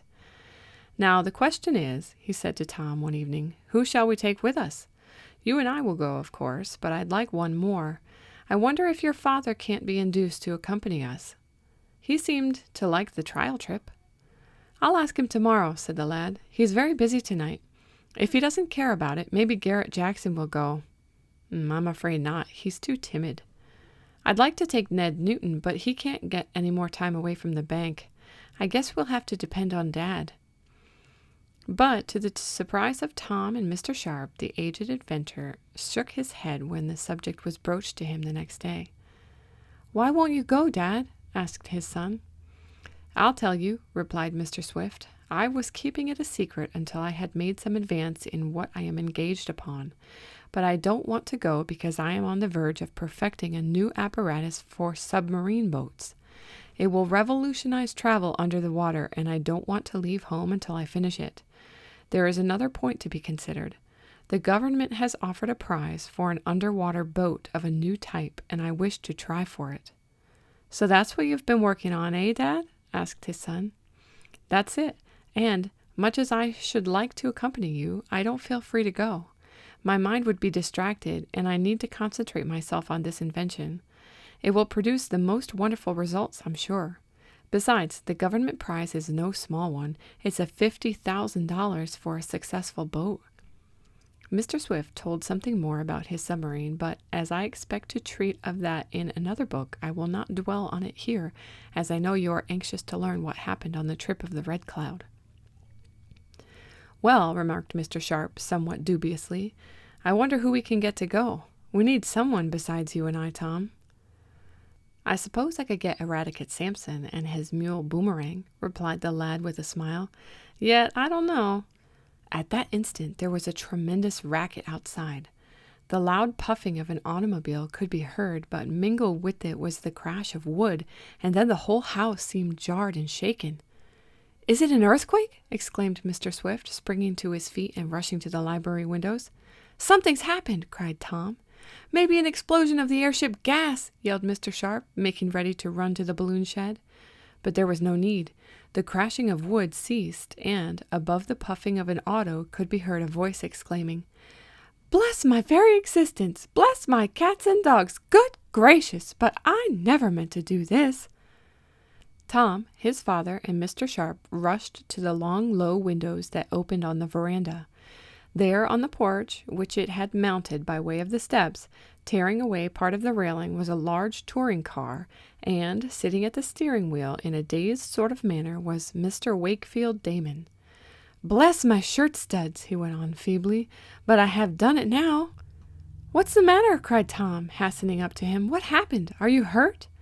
"Hurt? Not a bit of it. Bless my moonstone! It's the most lucky escape I ever had. But I've damaged your porch, and I haven't done my machine any good. Do you see anything of another machine chasing me?" Tom looked puzzled, but glanced up and down the road. Far down the highway could be discerned a cloud of dust, and from the midst of it came a faint chug-chug. "Looks like an auto down there," he said. "Thank goodness! Bless my trousers, but I've escaped 'em!" cried the eccentric man from whom Tom had purchased his motorcycle. "Escaped who?" asked Mr. Swift. "Those men! They were after me! But I may as well get out and explain. Dear me, however will I get my car off your porch?" And Mr. Damon seemed quite distressed. "Never mind," answered Tom. "We can manage that. Tell us what happened." "Exactly," replied Mr. Damon, growing calmer. "Bless my shoe buttons, but I had a fright. 2 of them, in fact. You see," he went on, "I was out partly on pleasure and partly on business. The pleasure consisting in riding in my auto, which my physician recommended for my health. The business consisted in bringing to the Shopton Bank a large amount of cash. Well, I deposited it all right, but as I came out I saw some men hanging around. I didn't like their looks, and I saw them eyeing me rather sharply. I thought I had seen them before, and sure enough I had. 2 of the men belonged to that Happy Harry gang. Tom made a quick motion of caution, pointing to his father, but it was not necessary, as Mr. Swift was absent-mindedly calculating on a piece of paper he had taken from his pocket, and had not heard what Mr. Damon said. The latter, however, knew what Tom meant, and went on. "Well, I didn't like the looks of these men, and when I saw them sizing me up, evidently thinking I had drawn money out instead of putting money in it, I decided to give them the slip. I got in my auto, but I was startled to see them getting in their car. I headed for here, as I was coming to pay you a visit anyhow, and the mysterious men kept after me. It became a regular race. I put on all the speed I could and headed for your house, Tom, for I thought you would help me. I went faster and faster, and so did they. They were almost up to me, and I was just thinking of slowing down to turn in here when I lost control of my machine, and, well, I did turn in here, but not exactly as I intended. Bless my gaiters! I came in with rather more of a rush than I expected. It was awful, positively awful, I assure you. You've no idea how nervous I was. But I escaped those scoundrels, for they rushed on when they saw what I had done, smashed the porch railing. Probably they thought you'd smashed them, observed Tom with a laugh. But why did they follow you? Can't imagine. Haven't the least idea. Bless my spark plug, but they might have imagined I had money. Anyhow, I'm glad I escaped them. It's lucky you weren't hurt, said Mr. Sharp. Oh, me? Bless my existence. I'm always having narrow escapes. Mr. Damon caught sight of the Red Cloud, which was out in front of the big shed. Bless my heart, what's that? He added. Our new airship, answered Tom proudly. We are just planning a long trip in it, but we can't find a third member of the party to go along. A third member? Exclaimed Mr. Damon. Do you really mean it? We do. Bless my shoelaces, will you take me along? Do you mean that? Asked Tom in turn, foreseeing a way out of their difficulties. I certainly do, answered the eccentric man. I am much interested in airships, and I might as well die up in the clouds as any other way. Certainly I prefer it to being smashed up in an auto. Will you take me? Of course, cried Tom heartily, and Mr. Sharp nodded in assent. Then Tom drew Mr. Damon to one side. We'll arrange the trip in a few minutes, the lad said. Tell me more about those mysterious men, please. Chapter 10. A Bag of Tools. Wakefield Damon glanced at Mr. Swift. The inventor was oblivious to his surroundings, and was busy figuring away on some paper. He seemed even to have forgotten the presence of the eccentric autoist. I don't want Father to hear about the men, went on Tom in a low tone. If he hears that Happy Harry and his confederates are in this vicinity, he'll worry, and that doesn't agree with him. But are you sure the men you saw are the same ones who stole the turbine model? Very certain, replied Mr. Damon. I had a good view of them as I came from the bank, and I was surprised to see them until I remembered that they were out of jail. But why do you think they pursued you? Bless my eyes, I can't say.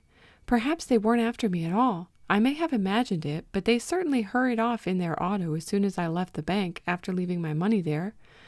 I'm glad I deposited it before I saw them. I was so nervous as it was that I couldn't steer straight. It's too bad the way I've damaged your house. That doesn't matter. But how about the trip in the airship? I hope you meant it when you said you would go. Of course I did. I've never traveled in the air, but it can't be much worse than my experience with my motorcycle and the auto. At least I can't run up any stoop, can I? And Mr. Damon looked at Mr. Sharp. No, replied the aeronaut as he scratched his head. I guess you'll be safe on that score, but I hope you won't get nervous when we reach a great height. Oh, no, I'll just calm myself with the reflection that I can't die but once. And with this philosophical reflection, Mr. Damon went back to look at the auto, which certainly looked odd, stuck up on the veranda. Well, you'd better make arrangements to go with us then, went on Tom. Meanwhile, I'll see to getting your car down. You'll want to send it home, I suppose. No, not if you'll keep it for me. The fact is that all my folks are away and will be for some time. I don't have to go home to notify them, and it's a good thing, as my wife is very nervous and might object if she heard about the airship. I'll just stay here if you've no objection until the Red Cloud sails, if sails is the proper term. Sails will do very well, answered Mr. Sharp. But, Tom, let's see if you and I can't get that car down. Perhaps Mr. Damon would like to go in the house and talk to your father? For Mr. Swift had left the piazza. The eccentric individual was glad enough not to be on hand when his car was eased down from the veranda and disappeared into the house. Tom and Mr. Sharp, with the aid of Garrett Jackson, then released the auto from its position. They had to take down the rest of the broken railing, and their task was easy enough. The machine was stored in a disused shed, and Mr. Damon had no further concern until it was time to undertake the trip through the air. It will fool those men if I mysteriously disappear, he said with a smile. Bless my hat band, but they'll wonder what became of me. We'll just slip off in the Red Cloud, and they'll never be wiser. I don't know about that, commented Tom. I fancy they are keeping pretty close watch in this vicinity, and I don't like it. I'm afraid they are up to some mischief. I should think the bank authorities would have them locked up on suspicion. I think I'll telephone Ned about it. He did so, and his chum, in turn, notified the bank watchman. but the next day it was reported that no sign of the men had been seen, and later it was learned that an auto answering the description of the one they were in had been seen going south many miles from Shopton. The work of preparing the Red Cloud for the long trip was all but completed. It had been placed back in the shed while a few more adjustments were made to the machinery. "Bless my eyelashes!" exclaimed Mr. Damon, a few days before the one set for the start. "But I haven't asked where we are bound for. Where are we going anyhow, Mr. Sharp?" "We're going to try and reach Atlanta, Georgia," replied the balloonist. "That will make a fairly long trip, and the winds at this season are favorable in that direction." "That suits me all right," declared Mr. Damon. "I'm all ready and anxious to start." It was decided to give the airship a few more trials around Shopton before setting out, to see how it behaved with the car heavier loaded than usual. With this in view, a trip was made to Roxmond with Mr. Swift, Mr. Damon, and Ned, in addition to Mr. Sharp and Tom on board. Then, at Tom's somewhat blushing request, a stop was made near the seminary, and, when the pupils came trooping out, the young inventor asked Miss Nestor if she didn't want to take a little flight. She consented, and with two pretty companions climbed rather hesitatingly into the car. No great height was attained, but the girls were fully satisfied, and, after their first alarm, really enjoyed the spin in the air, with Tom proudly presiding at the steering wheel, which Mr. Sharp relinquished to the lad, for he understood Tom's feelings. 3 days later, all was in readiness for the trip to Atlanta. Mr. Swift was earnestly invited to undertake it, both Tom and Mr. Sharp urging him, but the veteran inventor said he must stay at home and work on his submarine plans. The evening before the start, when the aeronaut and Tom were giving a final inspection to the craft in the big shed, Mr. Sharp exclaimed, "I declare, Tom, I believe you'll have to take a run into town." "What for?" "Why, to get that kit of special tools I ordered, which we might need to make repairs. There are some long-handled wrenches, some spare levers, and a couple of braces and bits. Harrison, the hardware dealer, ordered them for me from New York, and they were to be ready this afternoon, but I forgot them. Take an empty valise with you, and you can carry them on your motorcycle. I'm sorry to have forgotten it, but that's all right, Mr. Sharp. I'd just as soon go as not. It will make the time pass more quickly. I'll start right off." An hour later, having received the tools, which made quite a bundle, the lad put them in the valise and started back toward home. As he swung around the corner on which the bank was located, the same bank in which Ned Newton worked, one of the valves on the motorcycle began to leak. Tom dismounted to adjust it and had completed the work, being about to ride on when down the street came Andy Fogger and Sam Snedeker. They started at the sight of our hero. "There he is now!" exclaimed Sam, as if he and the red-haired bully had been speaking of the young inventor. "Let's lick him," proposed Andy. "Now's our chance to get even for throwing that paint and soot on us." Tom heard their words. He was not afraid of both the lads, for though each one matched him in size and strength, Tom knew they were cowards. "If you're looking for anything, I guess I can accommodate you," he said coolly. "Come on, Andy," urged Sam, but somehow Andy hung back. Perhaps he didn't like the way Tom squared off. The young inventor had let down the rear brace of the motorcycle and was not obliged to hold it, so he had both hands free. "We ought to lick him good and proper," growled the squint-eyed lad. "Well, why don't you?" invited Tom. He moved to one side so as not to be hampered by his wheel. As he did so, he knocked from the handlebars the valise of tools. They fell with a clatter and a thud to the pavement, and the satchel came open. It was under a gas lamp, and the glitter of the long-handled wrenches and other implements caught the eyes of Andy and his crony. "Huh! If we fought you, maybe you'd use some of them on us," sneered Andy, glad of an excuse not to fight. Tom quickly picked up his valise, shutting it, but he was aware of the close scrutiny of the two vindictive lads. "I don't fight with such things," he said, somewhat annoyed, and he hung the tools back on the handlebars. "What you doing around the bank at this hour?" asked Sam, as if to change the subject. "First thing you know, the watchman will order you to move on. He might think you were a suspicious character." "The same to you," reported Tom, "but I'm going to ride on now unless you want to have a further argument with me." "You'd better be careful how you hang around a bank," added Andy. "The police are on the lookout here. There's been some mysterious men seen about." Tom did not care to go into that, and, seeing that the two bullies had lost all desire to attack him, he put up the brace and mounted his wheel. "Goodbye," he called to Andy and Sam as he rode off, the tools rattling and jingling in the valise, but it was a sarcastic farewell, and the two cronies did not reply. "I hope I didn't damage any of the tools when I let them fall that time," mused the young inventor. "My, the way Sam and Andy stared at them, it would make it seem as if I had a lot of weapons in the bag. They certainly took good note of them." The time was to come, and very shortly, when Andy's and Sam's observations of the tools was to prove disastrous for our hero. As Tom turned the corner, he looked back and saw, still standing in front of the bank, the two cronies. Chapter 11. The Red Cloud Departs. "Well, Dad, I wish you were going along with us," said Tom to his father next morning. "You don't know what you're going to miss. A fine trip of several hundred miles through the air, seeing strange sights and experiencing new sensations." "Yes, I wish you would reconsider your determination and accompany us," added Mr. Damon. "I would enjoy your company." "There's plenty of room. We can carry 6 persons with ease," said Mr. Sharp. Mr. Swift shook his head and smiled. "I have too much work to do here at home," he replied. "Perhaps I may astonish you with something when you come back. I have nearly perfected my latest invention."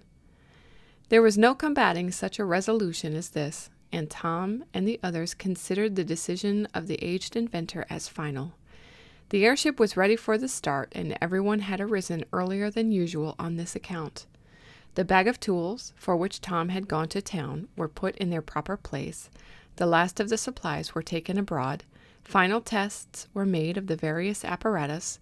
The motor had been given a trial spin, disconnected from the propellers, and then the balloonist announced, "Well, Tom and Mr. Damon, you had better begin to think of starting. We've had breakfast here, but there's no telling where we will eat dinner." "Bless my soul, don't you talk that way!" exclaimed Mr. Damon. "You make me exceedingly nervous. Why shouldn't we know where we are going to eat dinner?" "Oh, I meant we couldn't tell over just what part of the United States we would be when dinner time came," explained the aeronaut.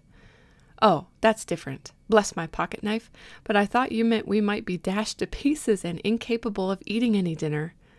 "Hardly," remarked Mr. Sharp. "The Red Cloud is not that kind of airship, I hope, but get aboard if you please." Tom and Mr. Damon entered the car. It was resting on the ground, on the small wheels used to start the airship when the gas inflation method was not used. In this case, however, it had been decided to rise in the air by means of the powerful vapor and not use the wings and planes until another time.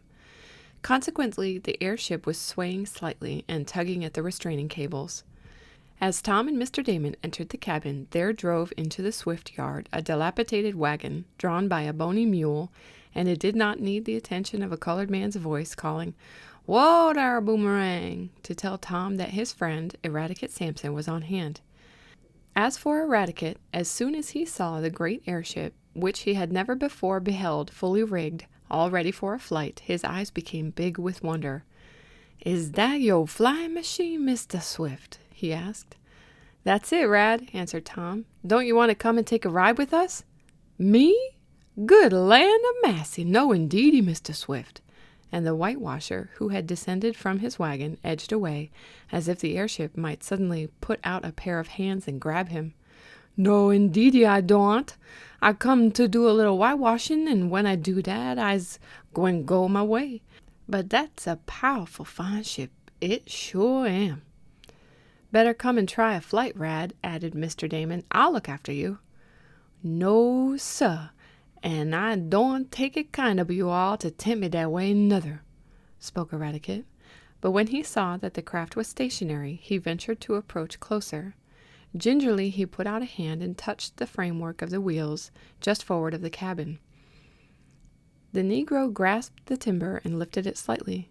To his astonishment, the whole front of the airship tilted up, for it was about ready to fly, and a child might have lifted it, so buoyant was it. But Eradicate did not know this. Wonderingly, he looked at the great bulk of the ship looming above him. Then he glanced at his arm. Once more, noting the attention of his friends was elsewhere, he lifted the craft.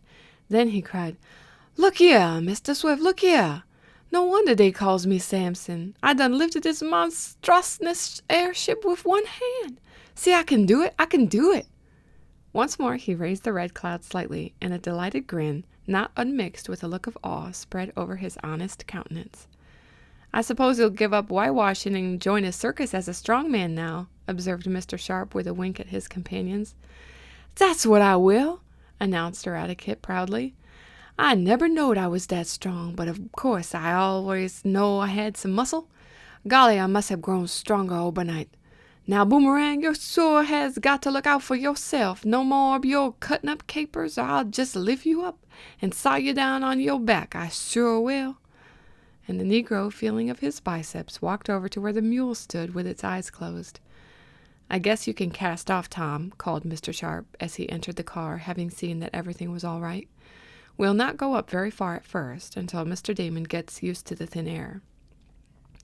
"Bless my soul, I believe I'm getting nervous," announced the eccentric man. "Bless my liver, but I hope nothing happens." "Nothing will happen," Mr. Sharp assured him. "Just keep calm. When it feels as if the bottom was dropping out of everything, and you'll soon get over it. Are you casting off those ropes, Tom? Is all clear?" "All but the bow and stern lines." "You attend to the bow line, and I'll go to the stern," and going over to the gas generator, Mr. Sharp started it so as to force more vapor into the red aluminum container. This had the effect of rendering the airship more buoyant, and it tugged and strained harder than ever at the ropes. "Goodbye, Tom," called Mr. Swift, reaching up to shake hands with his son. "Drop me a line when you get a chance." "Oh, Tom, do be careful," implored Mrs. Baggert, her kind face showing her anxiety. "May I kiss you goodbye?" "Of course," answered the young inventor, though the motherly housekeeper had not done this since he was a little chap. She had to stand on a soapbox, which Eradicate brought in order to reach Tom's face, and, when she had kissed him, she said, "Oh, I'm so worried. I just know you'll be killed risking your lives in that terrible airship." "Ha! Not a very cheerful view to take, madame," observed Mr. Damon. "Don't hold that view, I beg of you. Bless my eyelashes, but you'll see us coming home covered with glory and stardust." "I'm sure I hope so," answered Mrs. Baggert, laughing a little in spite of herself. The last ropes were cast off, goodbyes were shouted as the airship shot into the air, and Mr. Sharp started the motor to warm it up before the propellers were thrown into gear. The 20 cylinders began exploding with a terrific racket as the muffler was open, and Tom, looking down, saw Boomerang awaken with a jump. The mule was so frightened that he started off at a dead run, swinging the rickety old wagon along behind him. Eradicate Sampson, who had been feeling his muscles since he discovered what he thought was his marvelous strength, saw what was happening. "Whoa dar, Boomerang!" he shouted. Then, as the tailboard of the wagon swung past him, he reached out and grabbed it. Perhaps he thought he could bring the runaway mule up standing, but if he did, he was grievously disappointed. Boomerang pulled his master along the gravel walk and kept running in spite of Eradicate's command to "Whoa dar!" It might have gone hard with him had not Garrett Jackson, the engineer, running in front of Boomerang, caught the animal. Eradicate picked himself up and gazed sadly at his arms. The navigators of the air could not hear what he said, but what he thought was evident to them. Then, as Mr. Sharp deadened the explosions of the powerful motor, Tom, looking at a gauge, noted that their height was 700 feet. "High enough," called Mr. Sharp, and it was time, for Mr. Damon, in spite of his resolution, was getting pale. The gas was shut off, the propellers thrown into gear, and with a rush the Red Cloud shot toward the south, passing over the Swift homestead and high above the heads of the crowd that had gathered to witness the start. The eventful voyage of the air had begun. Chapter 12. Some Startling News. "Well, there they go," remarked Mrs. Baggert to Mr. Swift as she strained her eyes toward the sky, against the blue of which the airship was now only a large black ball. "Yes, and a fine start they made," replied the inventor. "I almost wish I had accompanied them, but I must not stop work on my submarine invention." "I do hope nothing will happen to them," went on the housekeeper. "I declare, though, I feel just as if something was going to happen." "Nervousness, pure nervousness," commented Mr. Swift. "Better take a little, I suppose catnip tea would be good." "Catnip tea? The very idea!" exclaimed Mrs. Baggert. "That shows how much you know about nervousness, Mr. Swift," and she seemed a little indignant. "Ha! Well, maybe catnip tea wouldn't be just the thing, but don't worry about Tom. I'm sure he can look after himself. As for Mr. Sharp, he has made too many extensions to run into any unnecessary danger." Nervous, went on the housekeeper, who seemed to resent this state being applied to her. I'm sure I'm not half as nervous as that Mr. Damon. He gives me the fidgets. Of course. Well, I must get back to my work, said the inventor. Ah, are you hurt, Eradicate? He went on as the colored man came back, driving Boomerang, who had been stopped just before reaching the road. No, Mr. Swift, I ain't exactly damaged, but my feelings am sure hurted. How's that? Well, I thought I had growed strong in the night when I lifted that airship, but when I went to stop my mule, I couldn't do it. You won't have no respect for me now. Oh, I wouldn't let that worry me, commented Mr. Swift, and he explained to Eradicate how it was that he had so easily lifted the end of the buoyant ship, which weighed very little when filled with gas. The colored man proceeded with his work of whitewashing. The inventor was in his library puzzling over tables of intricate figures, and Mrs. Baggert was in the kitchen, sighing occasionally as she thought of Tom, whom she loved almost as a son, high in the air, when two men came up the walk from the street and knocked at the little side door. Mrs. Baggert, who answered the summons, was somewhat surprised to see Chief of Police Simonson and Constable Higby. They probably came to see the airship start, she thought, but they're too late. Oh, good morning, Mrs. Baggert, greeted the chief. Is Mr. Swift and his son about this morning? Mr. Swift is in his library, but Tom is gone. He'll be back, though, won't he? Asked Constable Higby quickly, anxiously, Mrs. Baggert thought. Oh, yes, she replied. He and— Just take us to see Mr. Swift, interrupted the chief, with a look of caution at his aide. We'll explain matters to him. Wondering what could be the mission of the two officers, Mrs. Baggert led them to the library. It's queer, she thought, that they don't ask something about the airship. I suppose that was what they came for, but maybe it's about the mysterious men who robbed Mr. Swift. Ah, gentlemen, what can I do for you? Asked the inventor as he rose to greet the officials. Mr. Swift, that is, well, the fact is, Mr. Swift, stammered the chief, we have come upon a very painful errand. What's that? Cried Tom's father. I haven't been robbed again, have I? There has been a robbery committed, spoke the constable quickly. But you are not the victim, interposed the chief. I'm glad of that, said Mr. Swift. Where is your son Tom? Asked the head of the Shopton police force sharply. What do you want with him? Inquired the inventor, struck by some strange tone in the other's voice.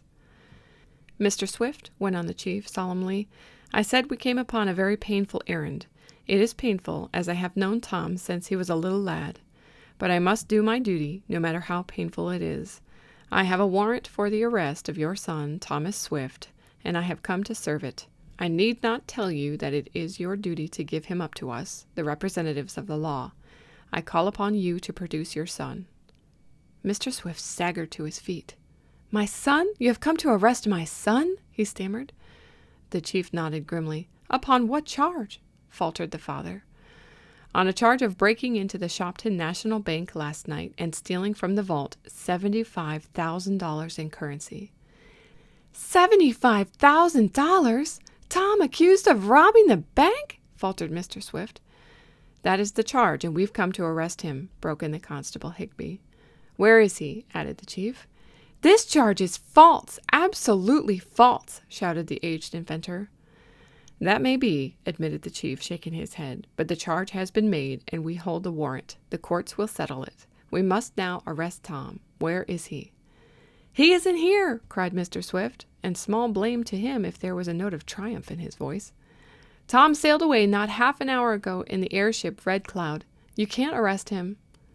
He's escaped, shouted the constable. I told you, chief, that he was a slippery customer, and that we'd better come before breakfast. Dry up, commanded the chief testily. So he foiled us, eh? Run away when he knew we were coming? I think that looks like guilt, Mr. Swift. Never, cried the inventor. Tom would never think of robbing a bank. Besides, he has all the money he wants. The charge is preposterous. I demand to be confronted with the proof. You shall be, answered Chief Simonson vindictively. If you will come to the bank, you can see the rifled vault and hear the testimony of a witness who saw your son with burglar tools in his possession last night. We also have a warrant for Mr. Wakefield Damon. Do you know anything of him? He has gone with my son in the airship. Ha! The two criminals with their booty have escaped together, cried the chief. but we'll nab them if we have to scour the whole country. Come on, Higby. Mr. Swift, if you'll accompany me to the bank, I think I can give you all the proof you want." And the officials, followed by the amazed and grief-stricken inventor, left the house. Chapter 13. Mr. Damon in Danger. The sensations of the voyagers in the airship, who, meanwhile, were flying along over the country surrounding Shopton, were not very different than when they had undertaken some trial flights. In fact, Mr. Damon was a little disappointed after they had waved their farewells to Mr. Swift and Mrs. Baggert. "I declare I'm not at all nervous," he remarked, as he sat in an easy chair in the enclosed car or cabin and looked down at the earth through the plate-glass windows in the floor. "I thought you'd be all right once we got started," commented Mr. Sharp. "Do you think you can stand going a trifle higher?" "Try it," suggested the eccentric man. "Bless my watch chain, but, as I said, I might as well die this way as any other. Hitting a cloud bank is easier than trying to climb a tree on a motorcycle, eh, Tom?" "Very much so, Mr. Damon," conceded the young inventor with a laugh. "Oh, we'll not attempt any cloud heights for a day or two," went on Mr. Sharp. "I want you to gradually get used to the rarefied atmosphere, Mr. Damon. Tom and I are getting to be old hands at it, but if you think you can stand it, I'll go up about 1,000 feet higher." "Make it 2,000 while you're at it," proposed the odd character. "Might as well take a long fall as a short one." Accordingly, the elevation rudder was used to send the Red Cloud to a greater height while she was still skimming along like some great bird. Of course, the desired elevation could have been obtained by forcing more gas from the machine into the big red container overhead, but it was decided to be as sparing of this vapor as possible, since the voyagers did not want to descend to get more material in case they used up what they had. It was just as easy to rise by properly working the rudders when the ship was in motion, and that was the method now employed. With the great propellers, fore and aft, making about 1,000 revolutions a minute, the craft slanted up toward the sky. The ship was not being run at top speed, as Mr. Sharp did not care to force it, and there was no need for haste. Long distance rather than high speed was being aimed at on this first important flight. Tom was at the steering wheel and, with his hand on the lever controlling the elevation rudder, kept watch of the face of Mr. Damon, occasionally noting what height the hand on the gauge registered. He fancied he saw the cheeks of his friend growing pale, and when a height of 3,500 feet was indicated, with a yank the young inventor put the airship on a level keel. "Are you distressed, Mr. Damon?" he asked. Yes, I have some difficulty in breathing," was the answer. Tom gave his friend the same advice the aeronaut had given the lad on his first trip, and the eccentric man soon felt better. "Bless my buttons," he ventured to explain, "but I feel as if I had lost several pounds of flesh, and I'm glad of it." Mr. Sharp was busy with the motor, which needed some slight adjustments, and Tom was in the sole charge of navigating the airship. He had lost the nervous feeling that first possessed him and was becoming quite an expert at meeting various currents of wind encountered in the upper regions. Below, the voyagers could see the earth spread out like a great map. They could not tell their exact location now, but by calculating their speed, which was about 30 miles an hour, Tom figured out that they were above the town of Centreford, near where he had been attacked once by model thieves. For several hours the airship kept on her way, maintaining a height of about a mile, for when it was found that Mr. Damon could accommodate himself to 3,500 feet, the elevation rudder was again shifted to send the craft upward. By using glasses, the travelers could see crowds on the earth watching their progress in the air, and though airships, dirigible balloons, and aeroplanes are getting fairly common now, the appearance of one as novel and as large as the Red Cloud could always be depended upon to attract attention. "Well, what do you say to something to eat?" proposed Mr. Sharp, coming into the main cabin from the motor compartment. "It's 12 o'clock, though we can't hear the factory whistles up here." "I'm ready any time you are," called Tom from the pilot house. "Shall I cook grub, Mr. Sharp?" "No, you manage the ship and I'll play cook." "We'll not get a very elaborate meal this time, as I shall have to pay occasional visits to the motor, which isn't running just to suit me." The electrical stove was set going, and some soup and beefsteak from among the stores was put on the fire. In spite of the fact that the day was a warm one in October, it was quite cool in the cabin until the stove took off the chill. The temperature of the upper regions was several degrees below that of Earth. At times, the ship passed through little wisps of vapor clouds in the making. "Isn't this wonderful?" exclaimed Mr. Damon as he sat in an easy chair, partaking of some of the food. "To think that I have lived to see the day when I can take my lunch a mile in the air with a craft flying along like a bird. Bless my knife and fork, but it certainly is wonderful." Mr. Sharp relieved Tom at the wheel while the young inventor ate, and then, with the airship heading southwest, the speed was increased a trifle, the balloonist desiring to see what the motor could accomplish under a heavy load. A drop of several hundred feet was made about an hour later, and this made it warmer.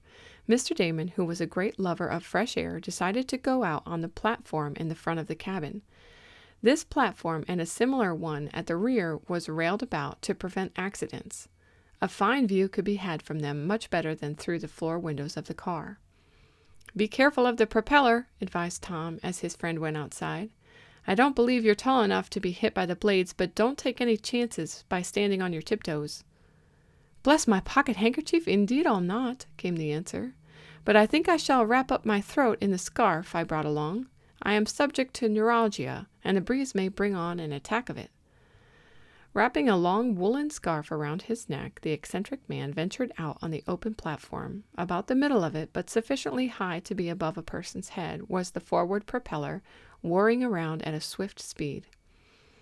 Tom, with his eye on the various gauges and the compass, was steering the airship. He glanced at Mr. Damon, who appeared to be enjoying the view from the platform.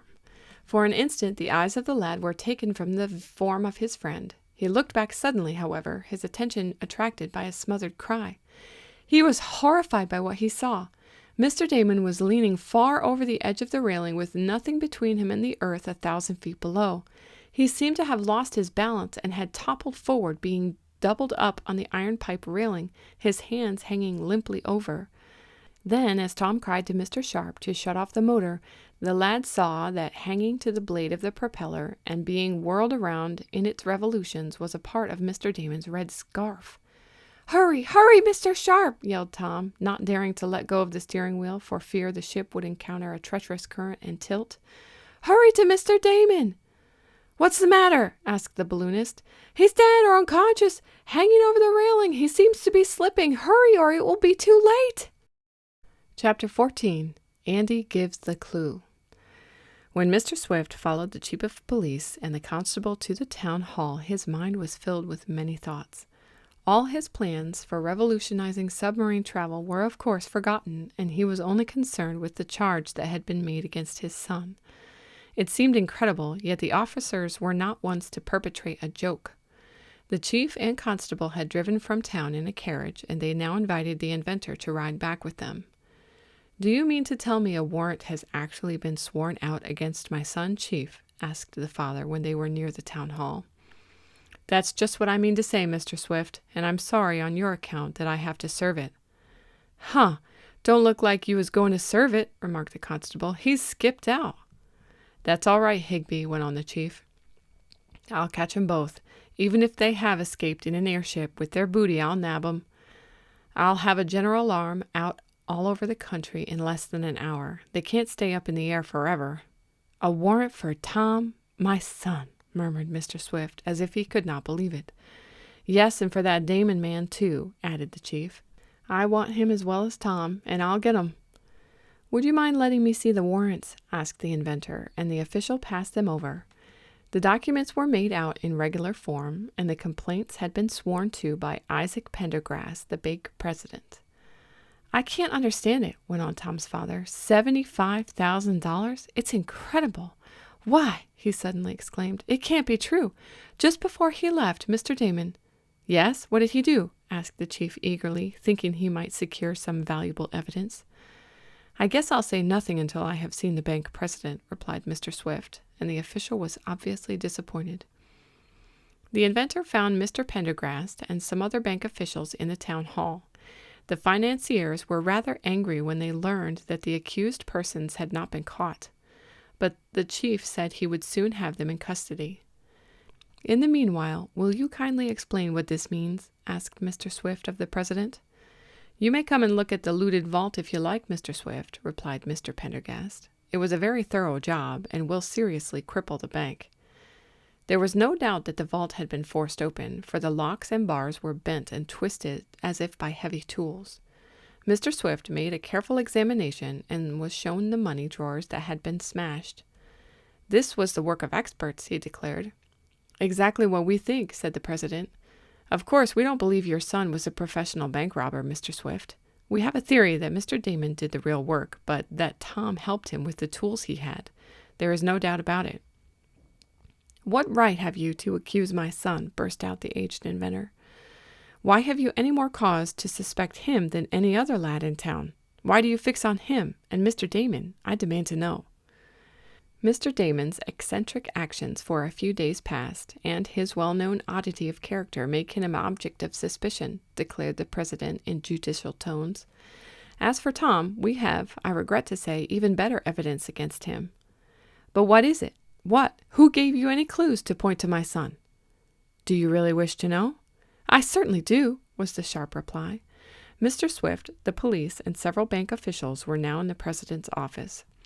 The latter pressed an electric bell, and when a messenger answered, he said, "Send young Fogger here." At the mention of his name, Mr. Swift started. He well knew the red-haired bully was an enemy of his son. Andy entered, walking rather proudly at the attention he attracted. "This is Mr. Swift," said the president. "Oh, I know him," blurted out Andy. "You will please tell him what you told us," went on Mr. Pendergast. "Well, I seen Tom Swift hanging around this bank with burglar tools in his possession last night, just before it was robbed," exclaimed the squint-eyed lad triumphantly. "Hanging around the bank last night with burglar tools?" repeated Mr. Swift in dazed tones. "That's right," from Andy. "How do you know they were burglar tools?" "Because I saw 'em!" cried Andy. "He had 'em in a valise on his motorcycle. He was standing at the corner waiting for a chance to break into the bank, and when me and Sam Snedeker saw him, he pretended to be fixing his machine. Then the bag of burglar tools fell off. The satchel came open and I seen 'em. That's how I know." "And you're sure they were burglar tools?" asked the chief, for he depended on Andy to be his most important witness. "Sure I am. I seen a picture of burglar tools once, and the ones Tom had was just like 'em. Long-handled wrenches, bracing bits and all. He tried to hide 'em, but me and Sam was too quick for him. He wanted to lick me, too." "No doubt you deserved it," murmured Mr. Swift. "But how do you know my son was waiting for a chance to break into the bank?" "'Cause wasn't it robbed right after he was hanging around here with the burglar tools?" inquired Andy, as if that was unanswerable. "What were you hanging around here for?" Mr. Swift demanded quickly. "Me? Oh, well, me and Sam Snedeker was out taking a walk, that's all." "You didn't want to rob the bank, did you?" went on the inventor keenly. "Of course not," roared the bully indignantly. "I ain't got no burglar tools." Andy told more along the same line, but his testimony of having seen Tom near the bank with a bag of odd tools could not be shaken. In fact, it was true, as far as it went, but of course the tools were only those for the airship, the same ones Mr. Sharp had sent the lad after. Sam Snedeker was called in after Andy and told substantially the same story. Mr. Swift could not understand it, for he knew nothing of Tom being sent for the tools, and had not heard any talk at home of the bag of implements ordered by the balloonist. Still, of course, he knew Tom had nothing to do with the robbery, and he knew his son had been at home all the previous night. Still, this was rather negative evidence, but the inventor had one question yet to ask. "You say you also suspect Mr. Damon of complicity in this affair?" he went on to the chief of police. "We sure do," replied Mr. Simonson. "Then can you explain?" proceeded the inventor. "How is it that Mr. Damon had on deposit in this bank a large sum? Would he rob the bank where his own funds were?" "We are prepared for that," declared the president. "It is true that Mr. Damon has about $10,000 in our bank, but we believe he deposited it only as a blind, so as to cover up his tracks. It is a deep-laid scheme, and escaping in the airship is part of it. I am sorry, Mr. Swift, that I have to believe your son and his accomplice guilty, but I am obliged to. Chief, you had better send out a general alarm. The airship ought to be easy to trace." "I'll telegraph at once," said the official. "And you believe my son guilty solely on the testimony of these two boys who, as is well known, are his enemies?" asked Mr. Swift. "The clue they gave us is certainly most important," said the president. Andy came to us and told what he had seen as soon as it became known that the bank had been robbed. And I'm going to get the reward for giving information of the robbers, too, cried the bully. I'm going to have my share, insisted Sam. Oh, then there is a reward offered, inquired Mr. Swift. $5,000, answered Mr. Pendergast. The directors, all of whom are present save Mr. Fogger, Andy's father, met early this morning and decided to offer that sum. And I'm going to get it, announced the red-haired lad again. Mr. Swift was much downcast. There seemed to be nothing more to say, and, being a man unversed in the ways of the world, he did not know what to do. He returned home. When Mrs. Baggert was made acquainted with the news, she waxed indignant. "Our Tom a thief!" she cried. "Why don't they accuse me and Mr. Jackson and you? The idea! You ought to hire a lawyer, Mr. Swift, and prosecute those men for slander." "Do you think it would be a good plan?" "I certainly do. Why, they have no evidence at all. What does that mean, sneaking Andy Fogger amount to? Get a lawyer and have Tom's interests looked after." Mr. Swift, glad to have someone share the responsibility with, felt somewhat better when a well-known Shopton attorney assured him that the evidence against Tom was of such a flimsy character that it would scarcely hold in a court of justice. "But they have warrants for him and Mr. Damon," declared the inventor. "Very true, but it is easy to swear out a warrant against anyone. It's a different matter to prove a person guilty." "But they can arrest my son." "Yes, if they catch him. However, we can soon have him released on bail." "It's disgraceful," said Mrs. Baggert. "Not at all, my dear madame, not at all. Good and innocent persons have been arrested." "They are going to send out a general alarm for my son," bewailed Mr. Swift. "Yes, but I fancy it will be some time before they catch him and Mr. Damon, if the airship holds together. I can't think of a better way to keep out of the clutches of the police and their silly charge," chuckled the lawyer. "Now don't worry, Mr. Swift. It will all come out all right." The inventor tried to believe so, but though he knew his son was innocent, it was rather hard to see. Within the next few days, big posters on all the vacant walls and fences offering a reward of $5,000 for the arrest of Tom Swift and Wakefield Damon, who were charged with having flown away in an airship with $75,000 of the bank's money. "I guess Tom Swift will wish he'd been more decent to me when I collect that money for his arrest," said Andy to his crony Sam the day the bills were posted. "Yes, but I get my share, don't I?" asked Sam. "Sure," answered the bully. "I wish they'd hurried up and arrest him." Within the next few days, the country was covered with posters telling of the robbery and the reward, and police officials in cities large and small, and in towns and villages were notified by telegraph to arrest and capture at any cost the occupants of a certain large red airship. Mr. Swift, on the advice of his lawyer, sent several telegrams to Tom apprising him of what had happened. The telegraph company was asked to rush the telegrams to the first city when word came in that the Red Cloud had landed. Chapter 15. Fired Upon. Tom's excited call to the aeronaut telling of the mishap to Mr. Damon was answered immediately. Mr. Sharp jumped forward from the motor compartment and, passing on his way the electric switch, he yanked it out, stopping the machinery and the great propellers. Then he leaped out on the platform. But something else happened. Just before the accident to the eccentric man, desiring to give a further test to the planes, the gas had been shut off, making the airship an aeroplane instead of a dirigible balloon. Consequently, as soon as the forward motion ceased, the great ship began falling. "We're sinking! We're sinking!" cried Tom, forgetting for a moment that he was not in his motorboat. "Slant your rudder up and glide downward as slowly as you can," directed Mr. Sharp. "I'll start the engine again as soon as I rescue him." For it was risky to venture out on the platform with the propeller whirring, as the dangling piece of scarp might whip around the balloonist and toss him off. Mr. Sharp was soon at Mr. Damon's side. He saw that the man was unconscious, whether from fright or some injury could not then be determined. There was, however, no sign of a wound. It was no easy task to carry, half dragging it, the heavy body of Mr. Damon off the platform, but the aeronaut was a muscular individual, and long hanging from a trapeze at great heights stood him in good stead.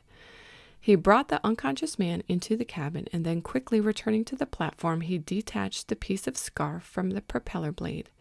Next, he started the motor and also turned on the gas tank so that the airship in a few minutes could float in space without motion.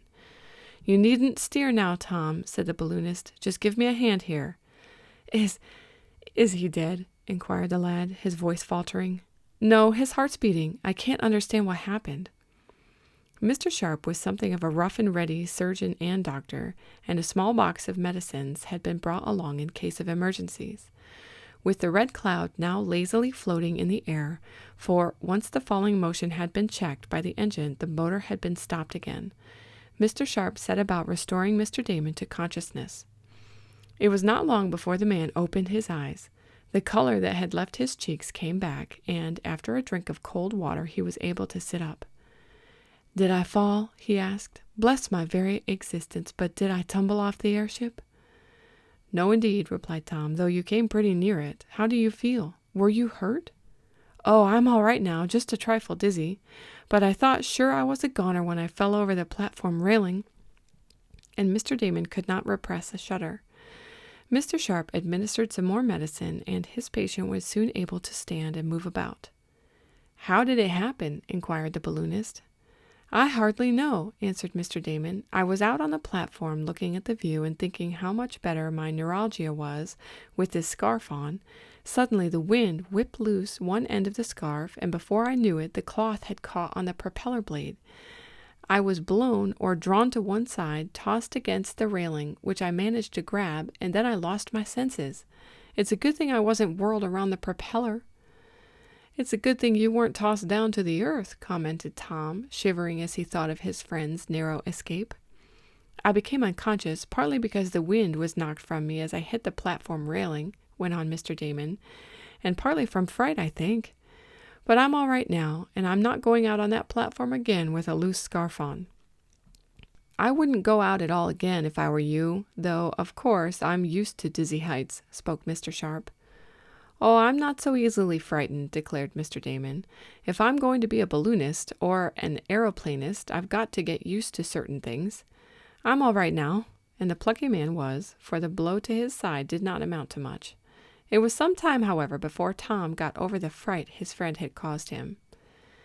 They spent that night moving slowly south, and in the morning found they had covered about 100 miles, not having run the ship to anything like its maximum speed. Breakfast was served above the clouds for a change, Mr. Damon finding that he could stand the great height with comfort. It was 3 days after the start, and the travelers were proceeding slowly along.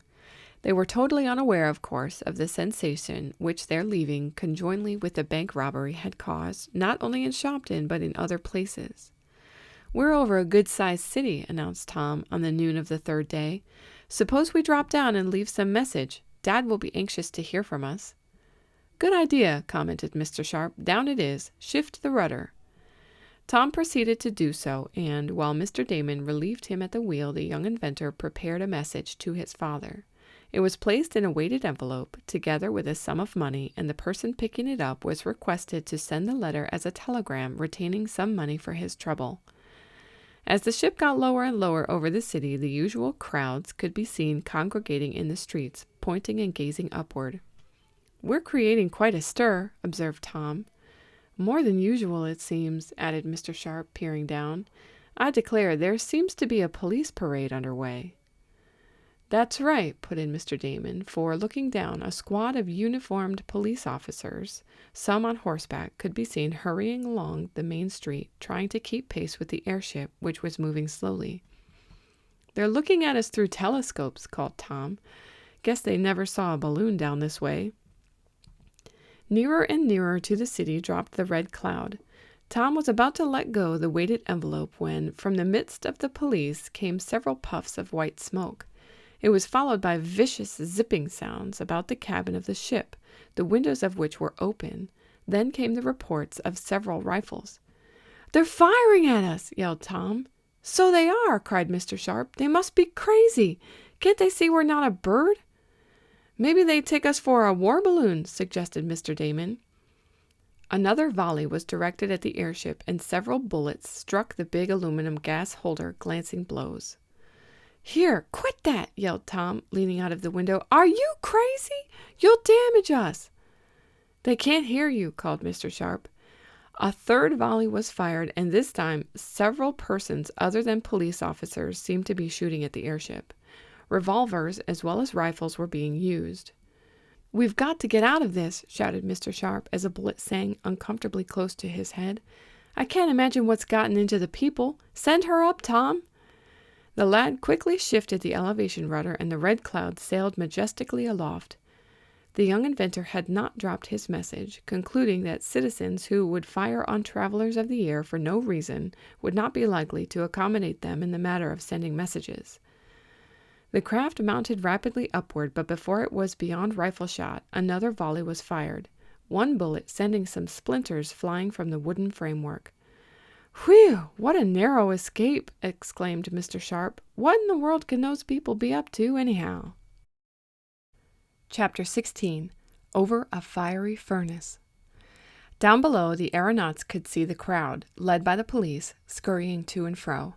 Many individuals beside the police officers appeared to be holding weapons, and from the puffs of smoke that spurted out, it was evident that more shots were being fired. But the bullets could do no harm, and the Red Cloud, under the force of the rapidly revolving propellers, was soon beyond the center of the city. "Well, if that isn't the limit!" cried Tom. "They must have taken us for a German war balloon about to drop explosives on them." "Bless my liver!" ejaculated Mr. Damon. "I believe you're right. Eh, Mr. Sharp?" The veteran balloonist took a careful look over the craft before replying.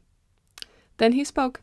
"It couldn't be that," and shook his head as if puzzled. "They would know no foreign airship would try any trick like that.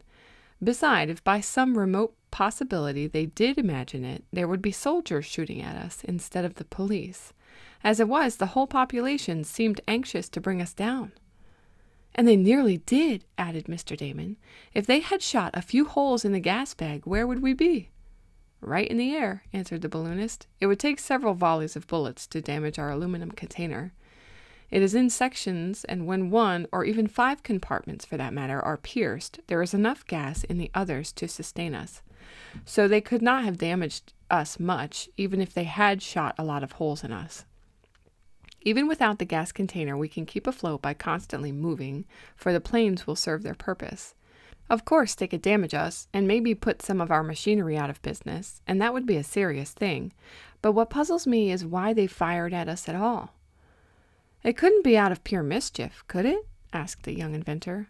"Hardly. If we were in a savage country, I could understand the natives firing at some such object as this airship, but the people of that city must have known what our craft was. They probably have read something about it in the newspapers, and to deliberately fire on us, with the chance of disabling us, seems worse than barbarous." "Well, we won't give 'em another opportunity," commented Mr. Damon. "No, indeed. Not this city, but who knows but what the example may spread? We may be fired at the next town we sail over." "Then steer clear of the towns," advised Tom. "Impossible. We must pass over some, but I'd like to solve this mystery." The day passed without further incident, though they did not go low enough down over any city to drop any messages. It was decided that it would not be safe. "We'll take a chance at night," suggested Tom, and that evening, approaching a good-sized town in the dusk, several of the weighted envelopes were dropped overboard. Doubtless persons walked along the street, who were startled by hearing something fall with a thud at their feet, were much startled to look up and see, dimly, a great ghostly shape moving in the air. But there was no shooting, and eventually some of the messages reached Mr. Swift in Shopton, but he could not answer them, for the airship kept on the move. The night was spent floating in the air, with the engine stopped, and the Red Cloud floating lazily this way and that as the gentle winds shifted, for it was calm. The anchorage, if such it may be called, was above a sparsely settled part of the country, and if the lights of the airship were seen from below, the farmers doubtless took them for some new stars or possibly a comet. "Now then for a fast, straight run," cried Tom after breakfast had been served, and the big motor with its 20 cylinders started. "We'll be able to make the turn today, and then make for home, won't we, Mr. Sharp?" "Well, we could do it, Tom," was the answer, "but I like this mode of traveling, so that I think I'll lengthen the voyage. Instead of turning at Atlanta, what do you say to making for Key West and then starting back? That will be something of a trip. The Red Cloud is behaving much better than I hoped she would." I'm willing to go further if Mr. Damon is." "Oh, bless my shoestrings, I'm game," exclaimed the eccentric man.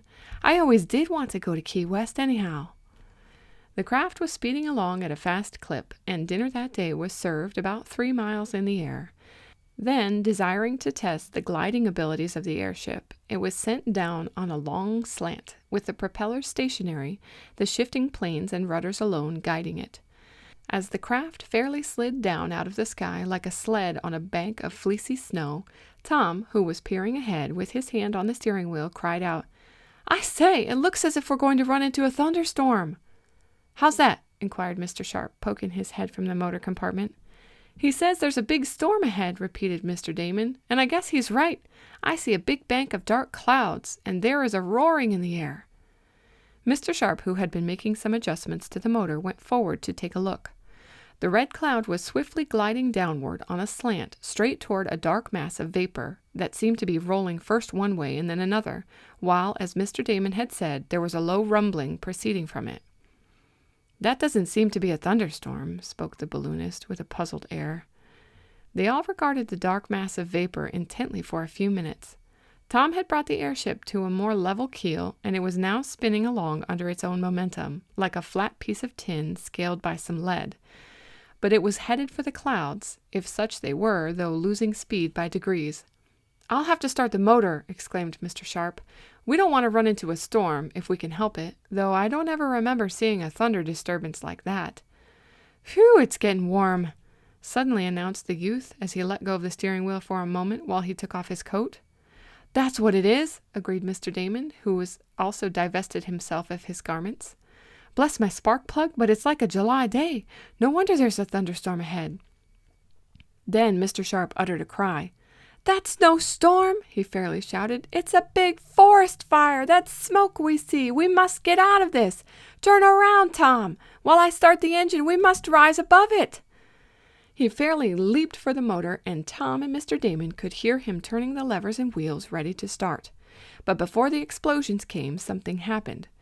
There was a sound as of some great siren whistle blowing, and then, with a howl of the onrushing air, the red cloud, the propellers of which hung motionless on their shafts, was fairly sucked forward toward the fire as the current sucks a boat over a waterfall. "Start the motor! Start the motor, Mr. Sharp!" cried Tom. "I'm trying to, but something seems to be the matter." "We're being drawn right over the fire!" yelled Mr. Damon. "It's getting hotter every minute. Can't you do something?" "You take the wheel," called the balloonist to Mr. Damon. "Steer around, just as if it was an auto when we start the engine. Tom, come here and give me a hand. The motor is jammed." The young inventor sprang to obey. Mr. Damon, his face showing some of the fear he felt, grasped the steering wheel. The airship was now about 1/4 of a mile high, but instead of resting motionless in the air, sustained by the gas in the container, she was being pulled forward right toward the heart of the mass of black vapor, which it could now be seen was streaked with bright tongues of flame. "What's making us go ahead if the motor isn't going?" asked Tom as he bent over the machine at which the aeronaut was laboring. "Suction, draft from the fire," explained Mr. Sharp.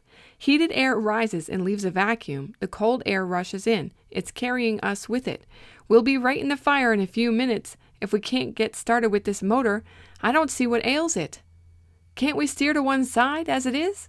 "No. We're right in a powerful current of air, and steering won't do any good until we have some motion of our own. Turn the gasoline lever on a little more and see if you can get a spark." Tom did so, but no explosion resulted. The 20 cylinders of the big engine remained mute.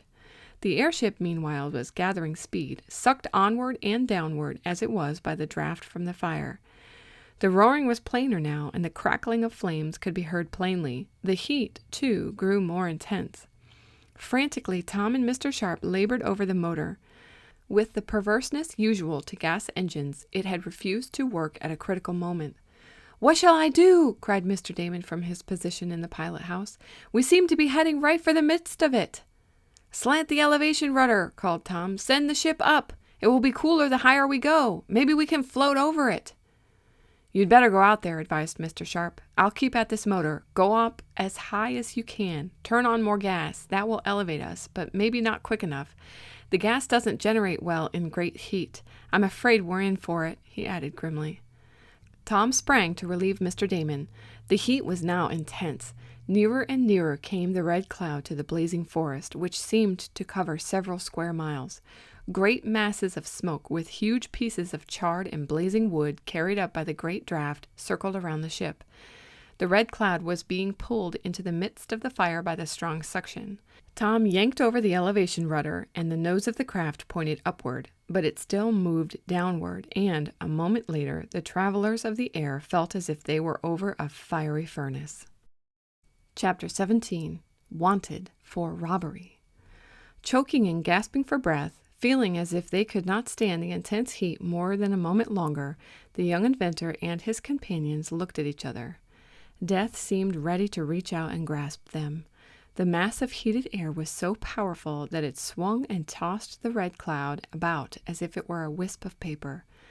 "We must do something!" cried Mr. Damon, beginning to take off his collar and vest. "I'm choking!" "Lie down in the bottom of the car," suggested Mr. Sharp. "The smoke won't trouble you so much there." The eccentric man, too startled now to use any of his blessing expressions, did so. "Can't you start the motor?" asked Tom frantically as he stuck to his post with his hand on the steering wheel. The elevation lever jammed back as far as it would go. "I've done my best," answered the balloonist, gasping as he swallowed some smoke. "I'm afraid it's all up with us. We should have steered clear of this from the first. My, how it roars!" The crackling and snapping of the flames below them, as they fed on the dry wood which no rain had wet for weeks, was like the rush of some great cataract. Up swirled the dark smoke clouds, growing hotter and hotter, all the while as the craft came nearer and nearer to the center of the conflagration. "We must rise higher!" cried Tom. "It's our only chance. Turn on the gas machine full power and fill the container. That will carry us up." "Yes, it's our only hope," muttered Mr. Sharp. "We must go up, but the trouble is the gas doesn't generate so fast when there's too much heat. We're bound to have to stay over this fiery pit for some time yet." "We're going up a little," spoke Tom hopefully as he glanced at the gauge near him. "We're 1,500 feet now, and we were only 12 a while ago." "Good! Keep the elevation rudder as it is, and I'll see what I can do with the gas," advised the balloonist. "It's our only hope." And he hurried into the engine room, which, like the other parts of the cabin, was now murky with choking vapor and soot. Suddenly the elevation gauge showed that they were falling. The airship was going down. "What's the matter?" cried Mr. Damon from the cabin floor. "I don't know," answered Tom, "unless the rudder has broken." He peered through the haze. No, the big elevation rudder was still in place, but it seemed to have no effect on the ship. "It's a downdraft!" cried Mr. Sharp. "We're being sucked down! It won't last but a few seconds. I've been in 'em before."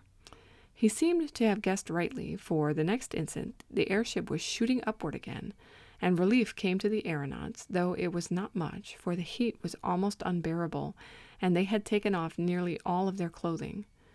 "Lighten ship!" sung out Mr. Sharp. "Toss over the things you think we can spare, Tom. Some of the caissons of provisions. We can get more if we need 'em. We must rise, and the gas isn't generating fast enough."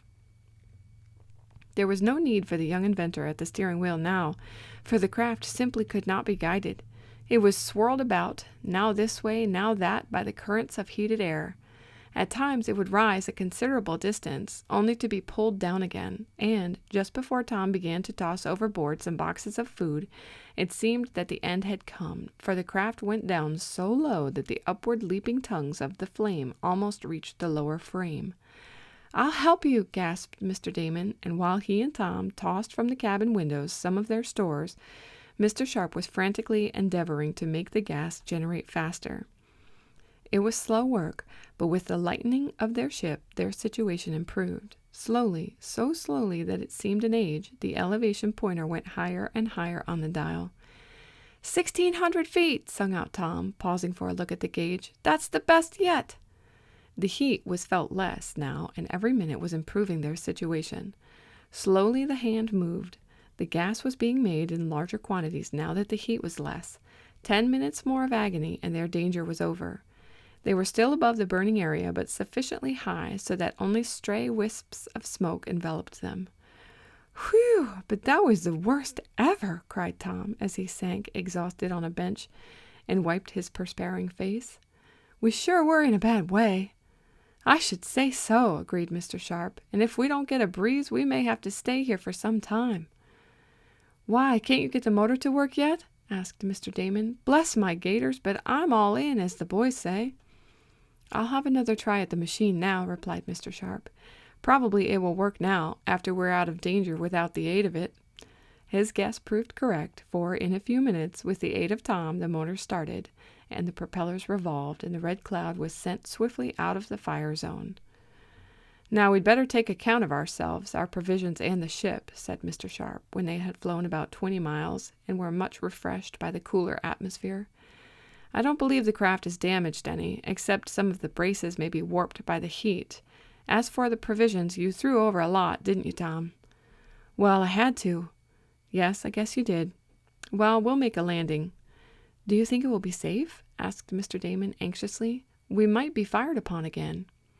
Oh, yes, but we must not let it be known what they are for, said Mr. Sharp, or we'll have the whole population out here. I think this will be a good plan. Tom, you and Mr. Damon go into town and buy the things we need. I'll stay here with the airship and look it all over. You can arrange to have the stuff carted out here in the morning and left at a point, say, about a quarter of a mile away. Then we can carry it to the ship. In that way, no one will discover us, and we'll not be bothered with curiosity seekers.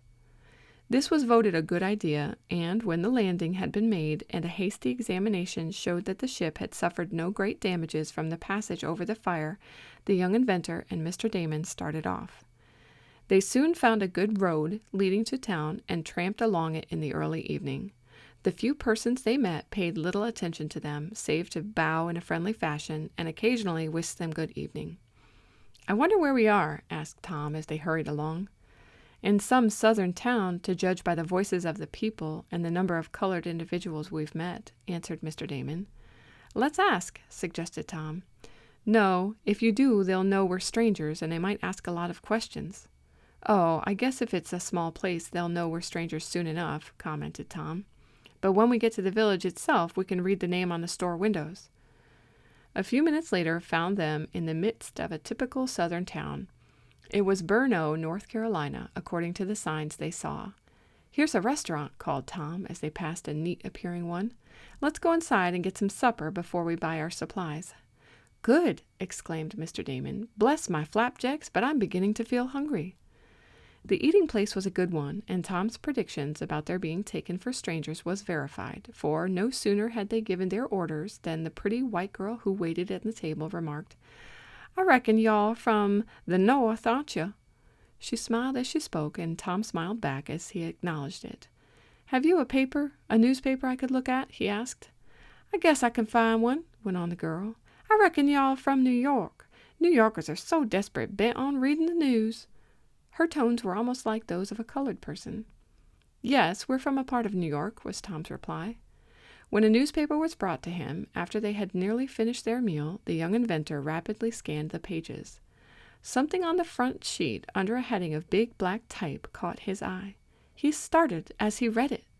Wanted for robbery. Bank looters escape in red airship, fired at but disappear.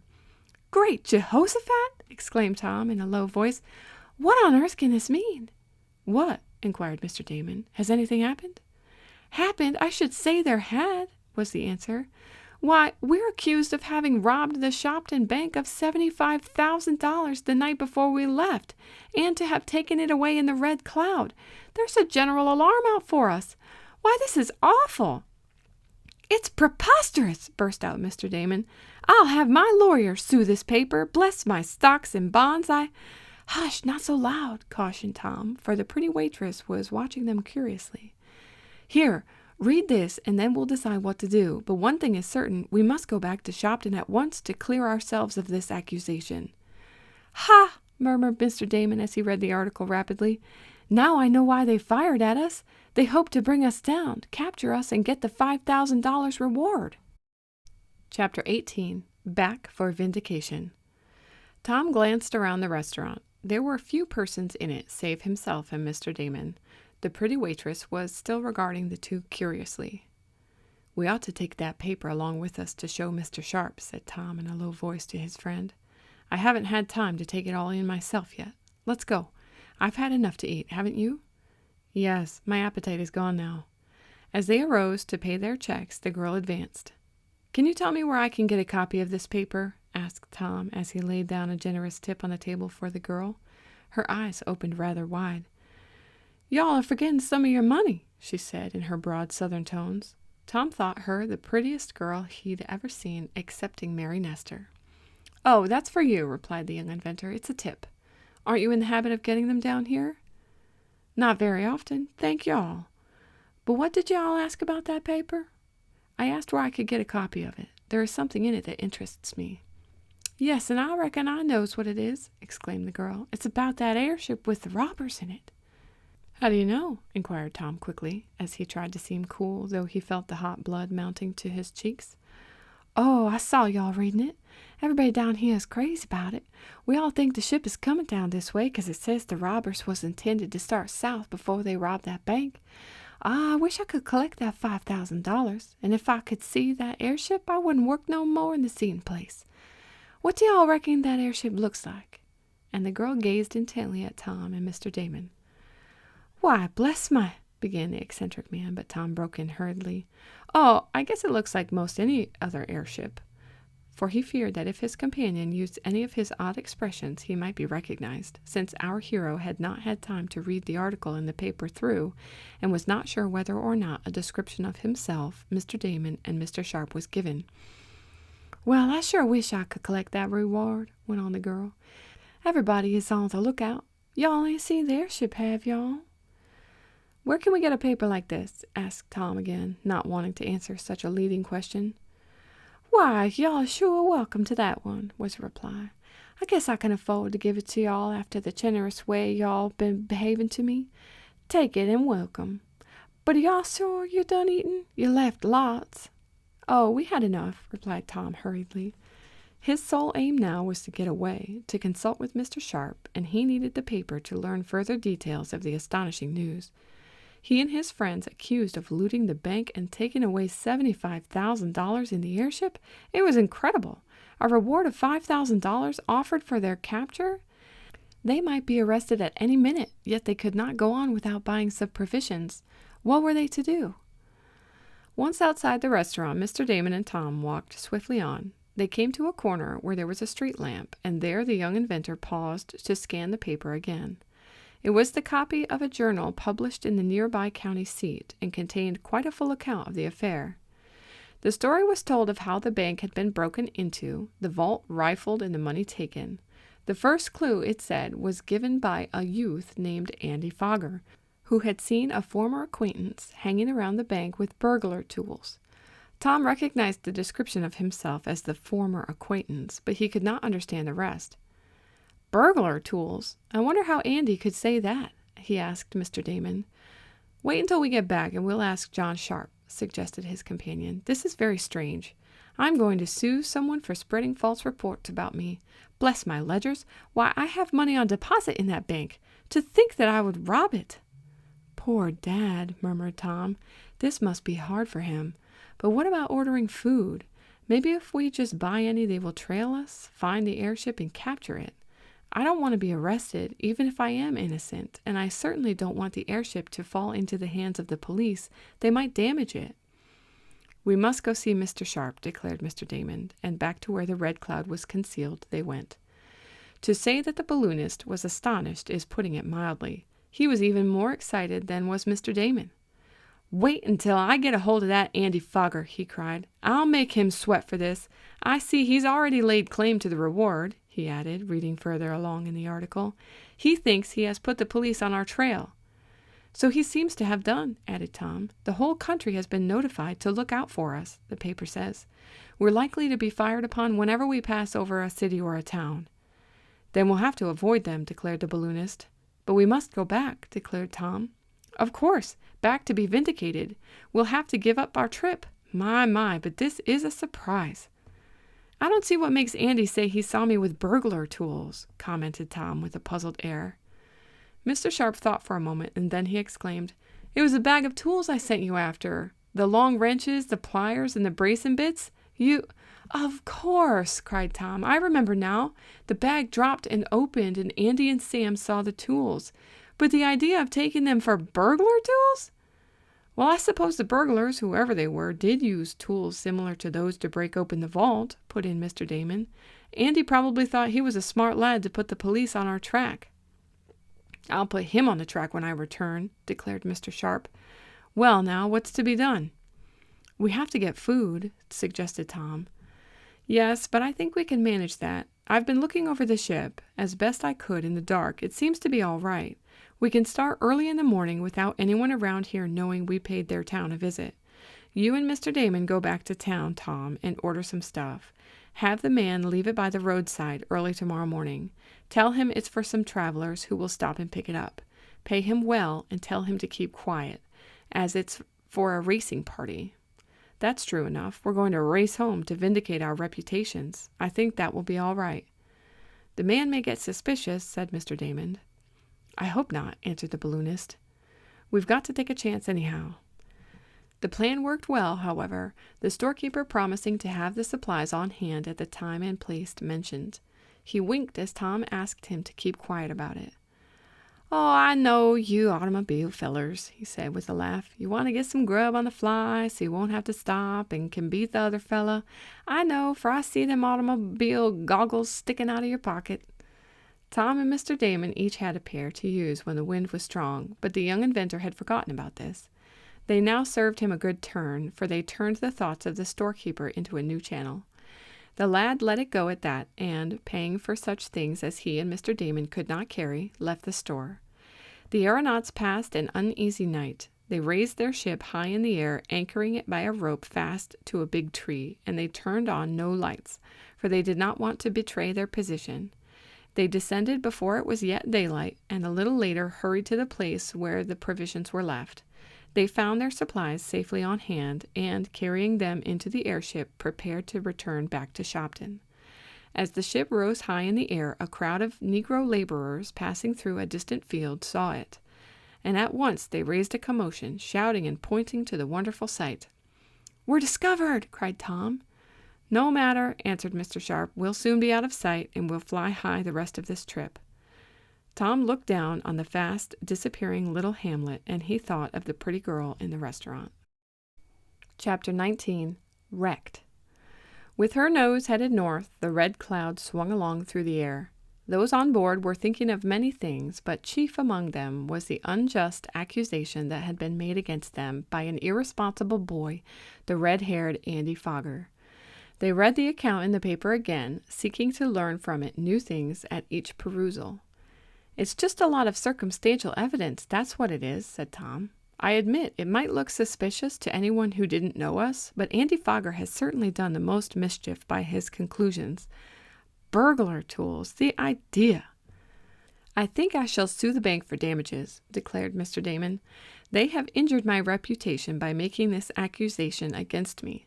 Anyhow, I'll certainly never do any more business with them, and I'll withdraw my $10,000 deposit as soon as we get back." "Mr. Sharp doesn't seem to be accused of doing anything at all," remarked Tom, reading the article for perhaps the 10th time. "Oh, I guess I'm a sort of general all-around bad man who helped you burglars to escape with the booty," answered the balloonist with a laugh. "I expect to be arrested along with you two." "But must we be arrested?" inquired Tom anxiously. "I don't like that idea at all. We haven't done anything." "This is my plan," went on Mr. Sharp. "We'll get back to Shopton as quickly as we can. We'll arrive at night so no one will see us, and, leaving the airship in some secluded spot, we'll go to the police and explain matters. We can easily prove that we had nothing to do with the robbery. Why, we were all home the night it happened. Mr. Swift, Mr. Jackson, and Mrs. Baggert can testify to that." "Yes," agreed Mr. Damon, "I guess they can. Bless my bank book, but that seems a good plan. We'll follow it." Proceeding on the plan which they had decided was the best one, the Red Cloud was sent high into the air. So high up was it that, at times, it was above the clouds. Though this caused some little discomfort at first, especially to Mr. Damon, he soon became used to it, as did the others. And it had the advantage of concealing them from the persons below who might be on the lookout. "For we don't want to be shot at again," explained Mr. Sharp. "It isn't altogether healthy, and not very safe. If we keep high up, they can't see us, much less shoot at us. They'll take us for some big bird. Then, too, we can go faster. I suppose there will be another alarm sent out from those Negroes having sighted us, ventured Tom. Oh, yes, but those colored fellows were so excited that they may describe us as having horns, hoofs, and a tail, and their story may not be believed. I'm not worrying about them. My chief concern is to drive the Red Cloud for all she's worth. I want to explain some things back there in Shopton. As if repenting of the way it had misbehaved over the forest fire, the airship was now swinging along at a rapid rate. Seated in the cabin, the travelers would have really enjoyed the return trip had it not been for the accusation hanging over them. The weather was fine and clear, and as they skimmed along, now and then coming out from the clouds, they caught glimpses below them of the earth above which they were traveling. They had a general idea of their location from knowing the town where the paper had given them such astounding news, and it was easy to calculate their rate of progress. After running about 100 miles or so, at high speed, Mr. Sharp found it necessary to slow down the motor as some of the new bearings were heating. Still, this gave them no alarm, as they were making good time. They came to a stop that night and calculated that by the next evening or two at the latest, they would be back in Shopton. But they did not calculate on an accident. One of the cylinders on the big motor cracked as they started up the next morning, and for some hours they had to hang in the air suspended by the gas in the container while Mr. Sharp and Tom took out the damaged part and put it in a spare one, the cylinders being cast separately. It was dusk when they finished, and too late to start up, so they remained about in the same place until the next day. Morning dawned with a hot humidness unusual at that time of year, but partly accounted for by the fact that they were still within the influence of the southern climate. With a whiz, the big propellers were set in motion, and, with Tom at the wheel, the ship being about 3 miles in the air, to which height it had risen after the repairs were made, the journey was recommenced. "It's cooler up here than down below," remarked Tom, as he shifted the wheel and rudder a bit in response to a gust of wind that heeled the craft over.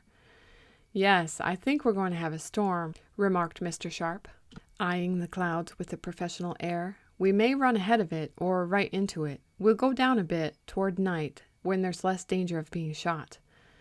So far, on their return trip, they had not been low enough in the daytime to be in any danger from persons who hoped to earn the $5,000 reward. The afternoon passed quickly, and it got dark early. There was a curious hum to the wind, and hearing it, Mr. Sharp began to go about the ship, seeing that everything was fast and taut. "We're going to have a blow," he remarked, "and a heavy one, too. We'll have to make everything snug, and be ready to go up or down as the case calls for." "Up or down?" inquired Mr. Damon. "Yes, by rising we may escape the blow, or by going below the strata of agitated air we may escape it." "How about rain?" "Well, you can get above rain, but you can't get below it, with the law of gravitation working as it does at present. How's the gas generator, Tom?" "Seems to be all right," replied the young inventor, who had relinquished the wheel to the balloonist. They ate an early supper, and hardly had the dishes been put away when from the west, where there was a low-flying bank of clouds, there came a mutter of thunder. A little later there was a dull, red illumination amid the rolling masses of vapor. "There's the storm, and she's heading right this way," commented Mr. Sharp. "Can't you avoid it?" asked Mr. Damon anxiously. "I could if I knew how high it was, but I guess we'll wait and see how it looks as we get closer." The airship was flying on, and the storm, driven by a mighty wind, was rushed to meet it. Already there was a sighing, moaning sound in the wire and wooden braces of the Red Cloud. Suddenly there came such a blast that it heeled the ship over on her side. "Shift the equilibrium rudders," shouted Mr. Sharp to Tom, turning the wheel and various levers over to the lad. "I'm going to get more speed out of the motor." Tom acted just in time, and after bobbing about like a cork on the water, the ship was righted and sent forging ahead under the influence of the propellers worked at top speed. Nor was this any too much, for it needed all the power of the big engine to even partially overcome the force of the wind that was blowing right against the Red Cloud. Of course, they might have turned and flown before it, but they wanted to go north, not south. They wanted to face their accusers. Then, after the first fury of the blast had spent itself, there came a deluge of rain, following a dazzling glare of lightning and a bursting crash of thunder. In spite of the gale buffeting her, the airship was making good progress. The skill of Tom and the balloonist was never shown to better advantage. All around them the storm raged, but through it the craft kept on her way. Nothing could be seen but pelting sheets of water and swirling mist, yet onward the ship was driven. The thunder was deafening, and the lightning nearly blinded them until the electrics were switched on, flooding the cabin with radiance. Inside the car they were snug and dry, though the pitching of the craft was like that of a big liner in the trough of the ocean waves.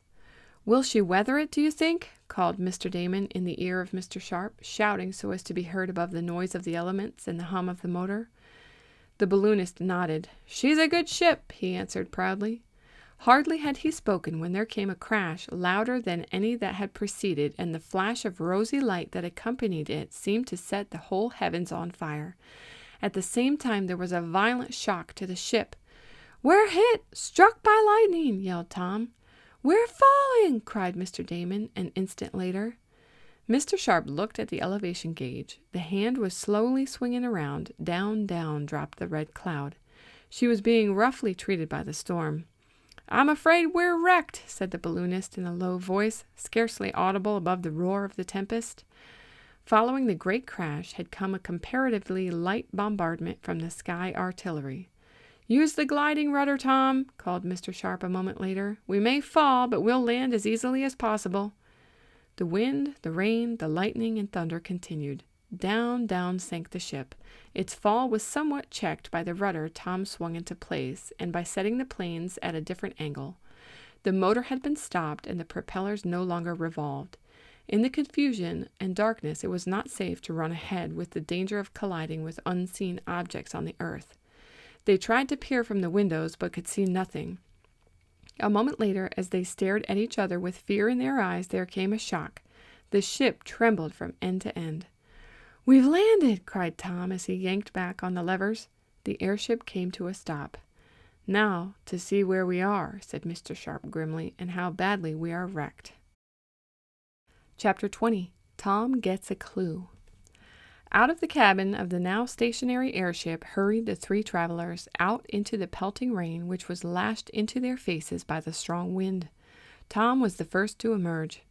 "We're on something solid," he cried, stamping his feet. "A rock, I guess." "Gracious, I hope we're not on a rock in the midst of a river," exclaimed Mr. Damon. "Bless my soul, though, the water does seem to be running around my ankles." "There's enough rain to make water run almost up to our necks," called Mr. Sharp above the noise of the storm. "Tom, can you make out where we are?" "Not exactly. Is the ship all right?" "I can't see very well, but there appears to be a hole in the gas container, a big one, too, or we wouldn't have fallen so quickly." The plight of the travelers of the air was anything but enviable. They were wet through, for it needed only a few minutes' exposure to the pelting storm to bring this about. They could not tell, in the midst of the darkness, where they were, and they almost feared to move, for fear they might be on top of some rock or precipice over which they might tumble if they took a false step. "Let's get back inside the ship," proposed Mr. Damon. "It's warm and dry there, at all events. Bless my umbrella, I don't know when I've been so wet." "I'm not going in until I find out where we are," declared Tom. "Wait a minute, and I'll go in and get an electric flash lantern. That will show us." For the lightning had ceased with their great crash that seemed to have wrecked the Red Cloud.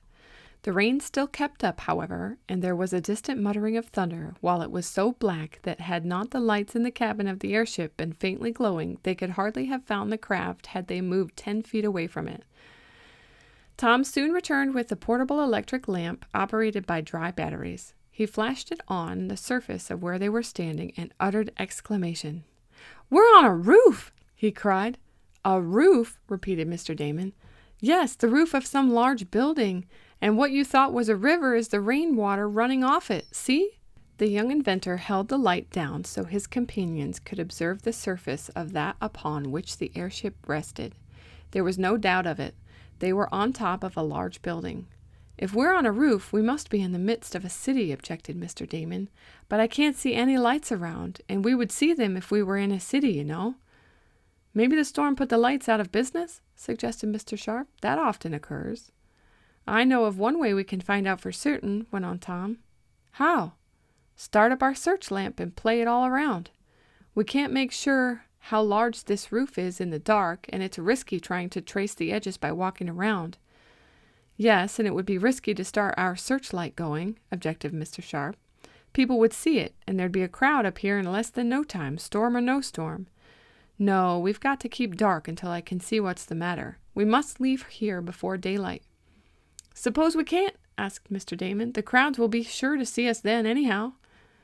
"I'm pretty sure we can get away," was the opinion of the balloonist. "Even if our gas container is so damaged that it will not sustain us, we are still an airplane, and this roof, being flat, will make a good place to start from. No, we can leave as soon as this storm lets up a little." "Then I'm going to have a look and find out what sort of building this is," declared Tom. And while Mr. Sharp began a survey, as well as he could in the dark, of the airship, the young inventor proceeded cautiously to ascertain the extent of the roof. The rain was not coming down quite so hard now, and Tom found it easier to see. Mr. Damon, finding he could do nothing to help, went back into the cabin, blessing himself and his various possessions at the queer predicament in which they found themselves. Flashing his light every few seconds, Tom walked on until he came to one edge of the roof. It was very large, and he could judge by the time it took him to traverse it. There was a low parapet on the edge. He peered over, and an expanse of dark wall met his eyes. "Must have come to one side," he reasoned. "I want to get to the front. Then maybe I can see a sign that will tell me what I want to know." The lad turned left and presently came to another parapet. It was higher and ornamented with terracotta bricks. This evidently was the front. As Tom peered over the edge of the little raised ledge, there flashed out below him hundreds of electric lights. The city illuminating plant was being repaired. Then Tom saw flashing below him one of those large signs made of incandescent lights. It was in front of the building, and as soon as our hero saw the words, he knew where the airship had landed, for what he read as he leaned over was this: Middleville Arcade. Tom gave a cry.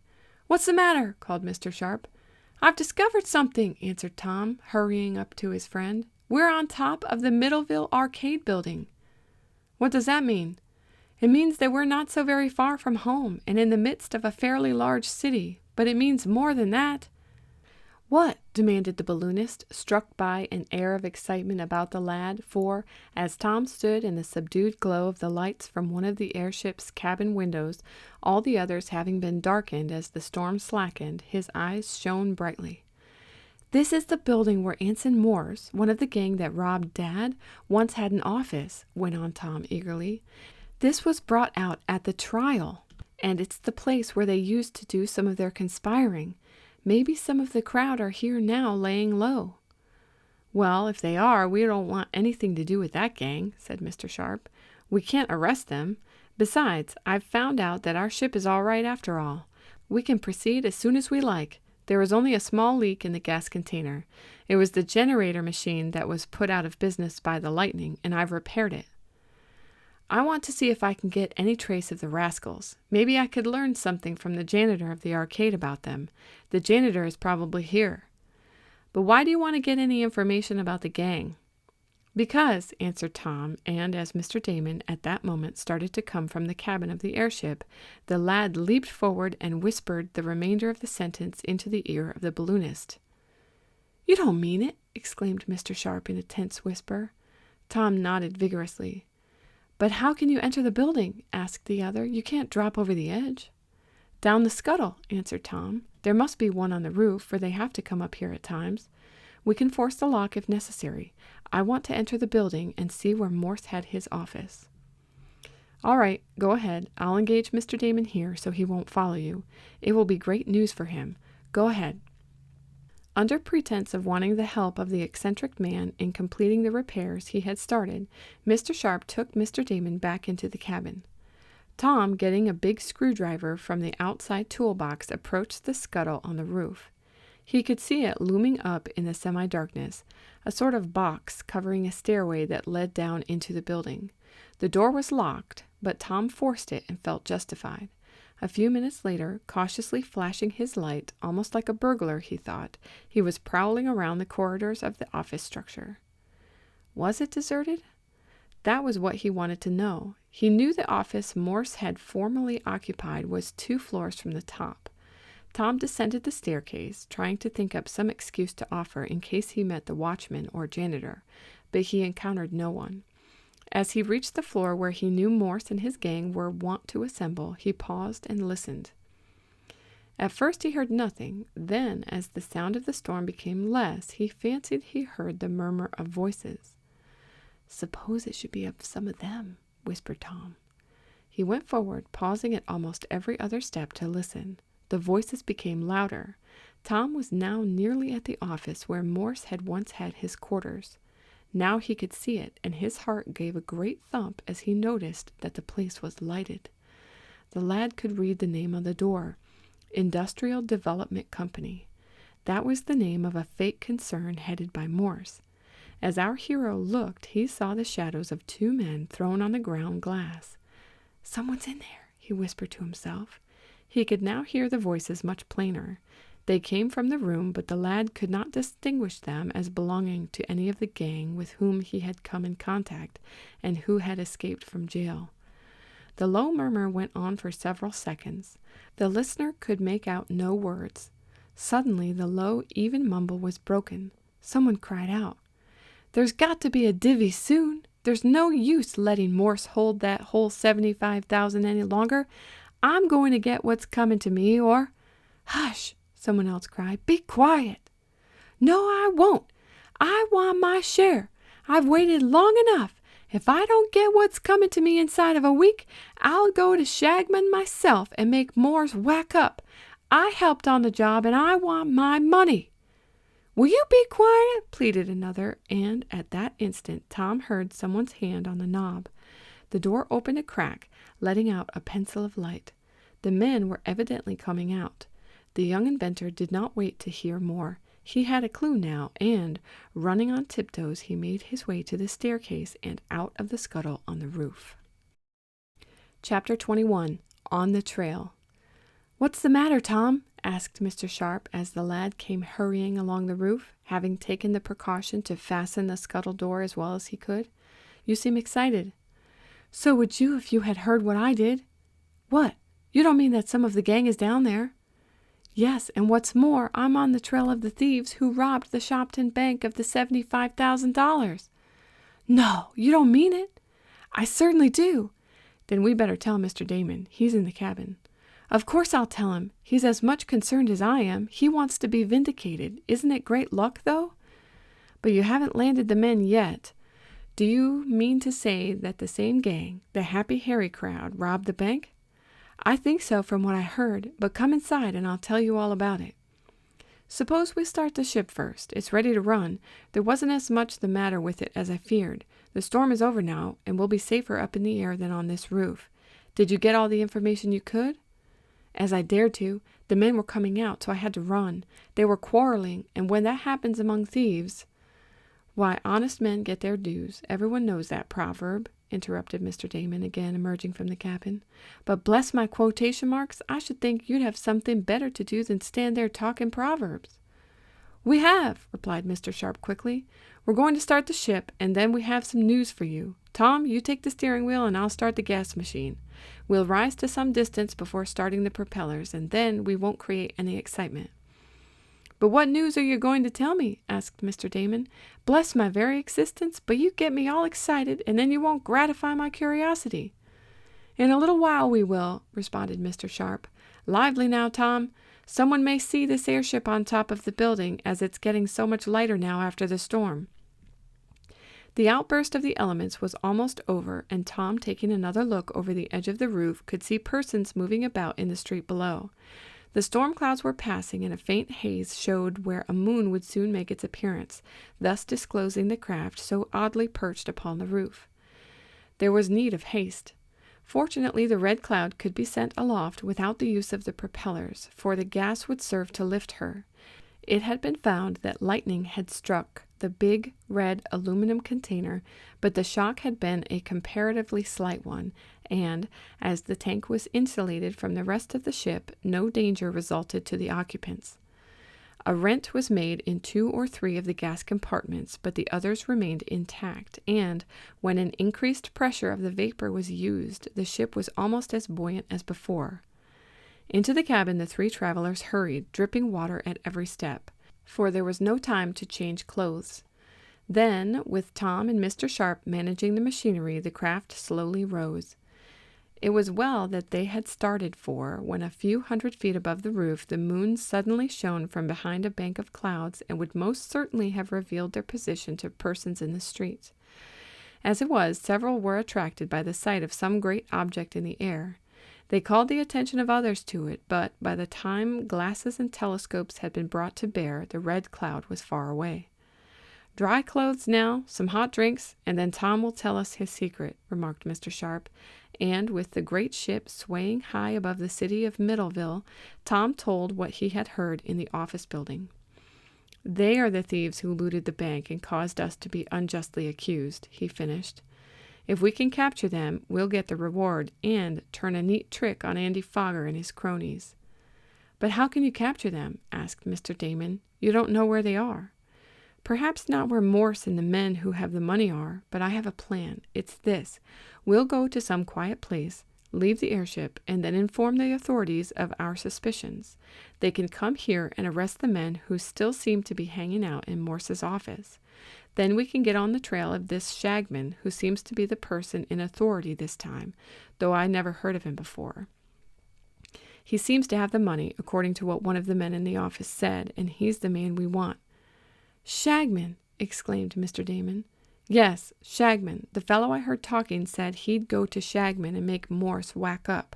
Shagman may be the real head of the gang." "Ha! I have it!" cried Mr. Damon suddenly. "I wonder I didn't think of it before. Shagman is the headquarters, not the head of the gang." "What do you mean?" asked Tom, much excited. "I mean that there's a town called Shagman about 50 miles from here.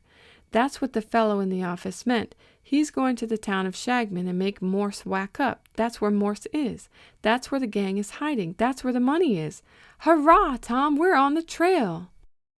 Chapter 22. The Sheriff on Board. The announcement of Mr. Damon came as a great surprise to Tom and Mr. Sharp. They had supposed that the reference to Shagman was to a person, and never dreamed that it was to a locality. But Mr. Damon's knowledge of geography stood them in good stead. "Well, what's the first thing to do?" asked Tom after a pause.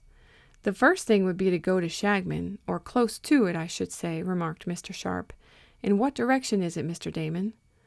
"Northwest from where we are. It's a county seat, and that will suit our plans admirably, for we can call on the sheriff for help."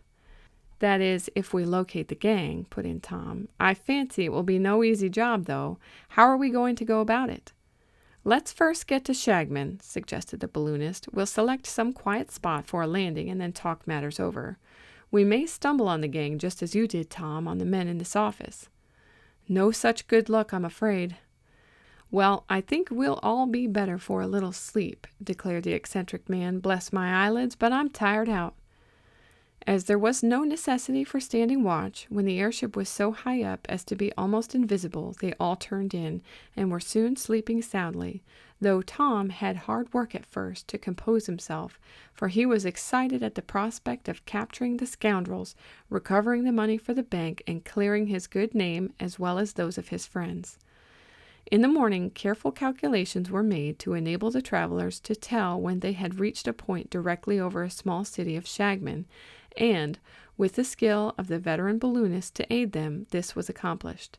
The airship was headed in the proper direction, and about 10 o'clock, having made out by using telescopes that there was plenty of uninhabited land about the city, the craft was sent aloft again out of a large crowd that had caught sight of it, for it was the intention of the travelers not to land until after dark, as they wanted to keep their arrival quiet.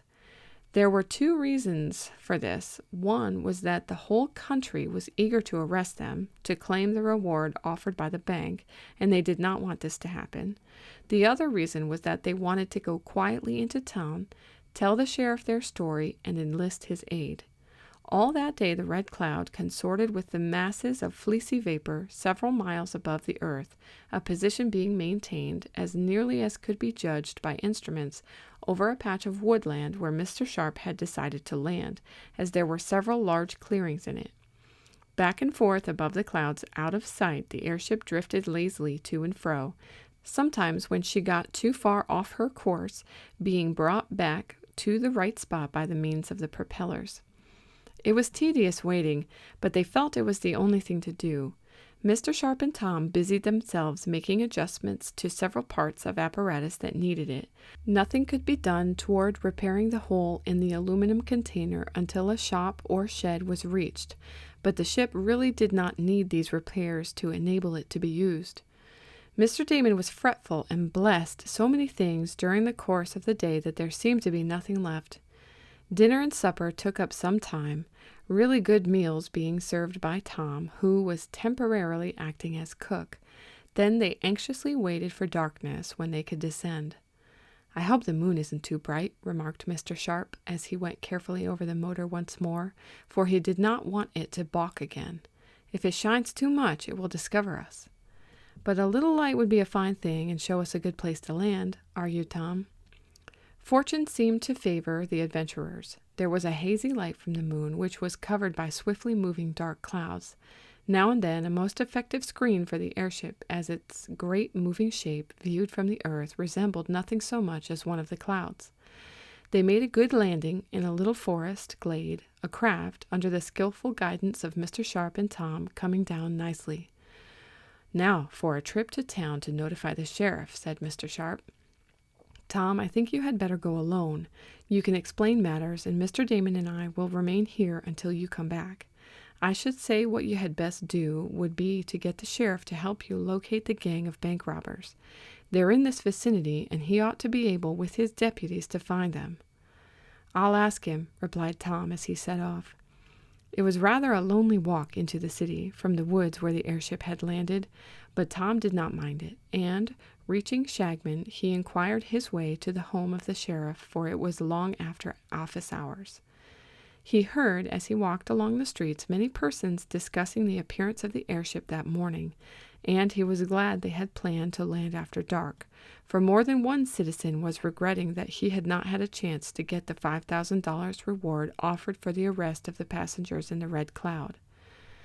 Tom found the sheriff, Mr. Durkin by name, a genial personage. At the mention of the airship, the official grew somewhat excited. "Are you one of the fellows that looted the bank?" he inquired when Tom told him how he and his friends had arrived at Shagman. The young inventor denied the impeachment and told his story. He ended up with a request for the sheriff's aid, at the same time asking if the officer knew where such a gang as the Happy Harry one might be hiding. "You've come just at the right time, young man," was the answer of Sheriff Durkin when he was assured of the honesty of Tom's statements. "I've been on the point for the last week of raiding a camp of men who have settled at a disused summer resort about 10 miles from here. I think they're running a gambling game, but I haven't been able to get any evidence, and every time I sent out a posse, someone warns the men, and we can find nothing wrong. I believe these men are the very ones you want. If we could only get to them without their suspecting it, I think I'd have them right." "We can do that, Sheriff." "How?" "Go in our airship. You come with us, and we'll put you right over their camp where you can drop down on their heads." "Good land! I never rode in an automobile even, let alone an airship," went on the officer. "I'd be scared out of my wits. So would my deputies." "Send the deputies on ahead," suggested Tom. The sheriff hesitated. Then he slapped his thigh with his big hand. "By golly, I'll go you," he declared. "I'll try capturing criminals in an airship for the first time in my life. Lead the way, young man." An hour later, Sheriff Durkin was aboard the Red Cloud, and plans were being talked of for the capture of the bank robbers, or at least for raiding the camp where the men were supposed to be. Chapter 23. On to the camp. "Well, you sure have got a fine craft here," remarked Sheriff Durkin as he looked over the airship after Tom and his friends had told of their voyage. "It will be quite up to date to raid a gang of bank robbers in a flying machine, but I guess it will be the only way we can catch those fellows." Now I'll go back to town, and the first thing in the morning I'll round up my posse and start it off. The men can surround the camp and lay quiet until we arrive in this ship. Then, when we descend on the heads of the scoundrels, right out of the sky, so to speak, my men can close in and bag them all." "That's a good plan," commented Mr. Sharp, "but are you sure these are the men we want? It's pretty vague, I think, but of course the clue Tom got is pretty slim, merely the name Shagman." "Well, this is Shagman," went on the sheriff, "and as I told your young friend, I've been trying for some time to bag the men at the summer camp. They number quite a few, and if they don't do anything worse, they run a gambling game there. I'm pretty sure if the bank robbers are in this vicinity, they're in that camp. Of course, all the men there may not have been engaged in looting the vault, but they may not all know of it, but it won't do any harm to round up the whole bunch." After a tour of the craft, and waiting to take a little refreshment with his new friends, the sheriff left, promising to come as early on the morrow as possible. "Let's go to bed," suggested Mr. Sharp after a bit. "We've got hard work ahead of us tomorrow." They were up early, and in the seclusion of the little glade in the woods, Tom and Mr. Sharp went over every part of the airship. The sheriff arrived about 9 o'clock and announced that he had started off through the woods to surround the camp, 25 men. "They'll be there at noon," Mr. Durkin said, "and will close in when I give the signal, which will be 2 shots fired. I heard just before I came here that there are some new arrivals at the camp." "Maybe those are the men I overheard talking in the office building," suggested Tom. "They probably came to get their share. Well, we must swoop down on them before they have time to distribute the money." "That's what," agreed the county official. Mr. Durkin was even more impressed by the airship in the daytime than he had been at night. He examined every part, and when the time came to start, he was almost as unconcerned as any of the 3 travelers who had covered many hundreds of miles in the air. "This is certainly great," cried the sheriff, as the airship rose swiftly under the influence of the powerful gas. As the craft went higher and higher, his enthusiasm grew. He was not the least afraid, but then Sheriff Durkin was accounted a nervy individual under all circumstances. "Lay her a little to the left," the officer advised Tom, who was at the steering wheel. "The main camp is right over there. How long before we will reach it?" "We can get there in about 15 minutes if we run at top speed," answered the lad, his hand on the switch that controlled the motor. "Shall we?" "No use burning up the air. Besides, my men have hardly had time to surround the camp. It's in deep woods. If I were you, I'd get right over it and then rise up out of sight so they can't see you. Then, when it's noon, you can go down. I'll fire the signal, and the fun will commence. That is, fun for us, but not so much for those chaps, I fancy." And the sheriff smiled grimly. The sheriff's plan was voted a good one, and accordingly, the ship, after nearing a spot about over the camp, was sent a mile or 2 into the air, hovering as nearly as possible over one spot. Shortly before 12, the sheriff, having seen to the weapons he brought with him, gave the signal to descend. Down shot the red cloud, dropping swiftly when the gas was allowed to escape from the red container, and also urged toward the earth by the deflected rudder. "Are you all ready?" cried the sheriff, looking at his watch. "All ready," replied Mr. Sharp. "Then here goes," went on the officer, drawing his revolver and firing 2 shots in quick succession. 2 shots from the woods below answered him. Faster dropped the red cloud toward the camp of criminals. Chapter 24. The Raid. "Look for a good place to land," cried Mr. Sharp to Tom. "Any small, level place will do. Turn on the gas full power as soon as you feel the first contact, and then shut it off so as to hold her down. Then jump out and take a hand in the fight."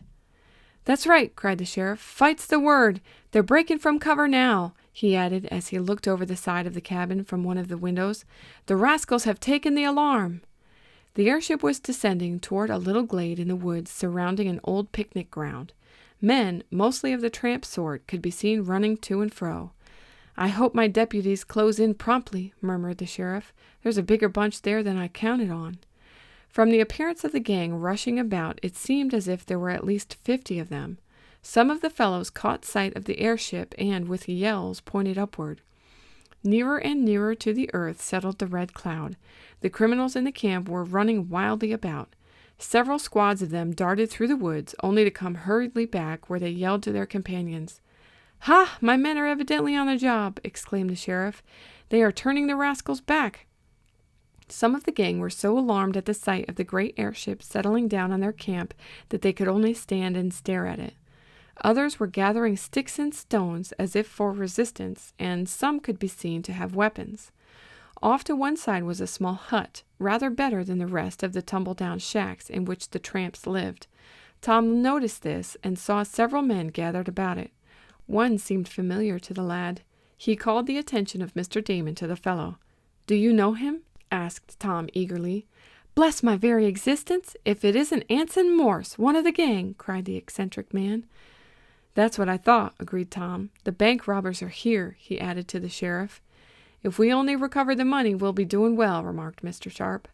Suddenly there came a shout from the fringe of woods surrounding the camp, and an instant later there burst from the bushes a number of men. "My posse!" cried the sheriff. "We ought to be down now!"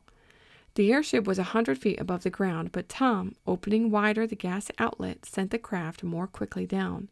Then, just as it touched the earth, he forced a mass of vapor into the container, making the ship buoyant so as to reduce the shock.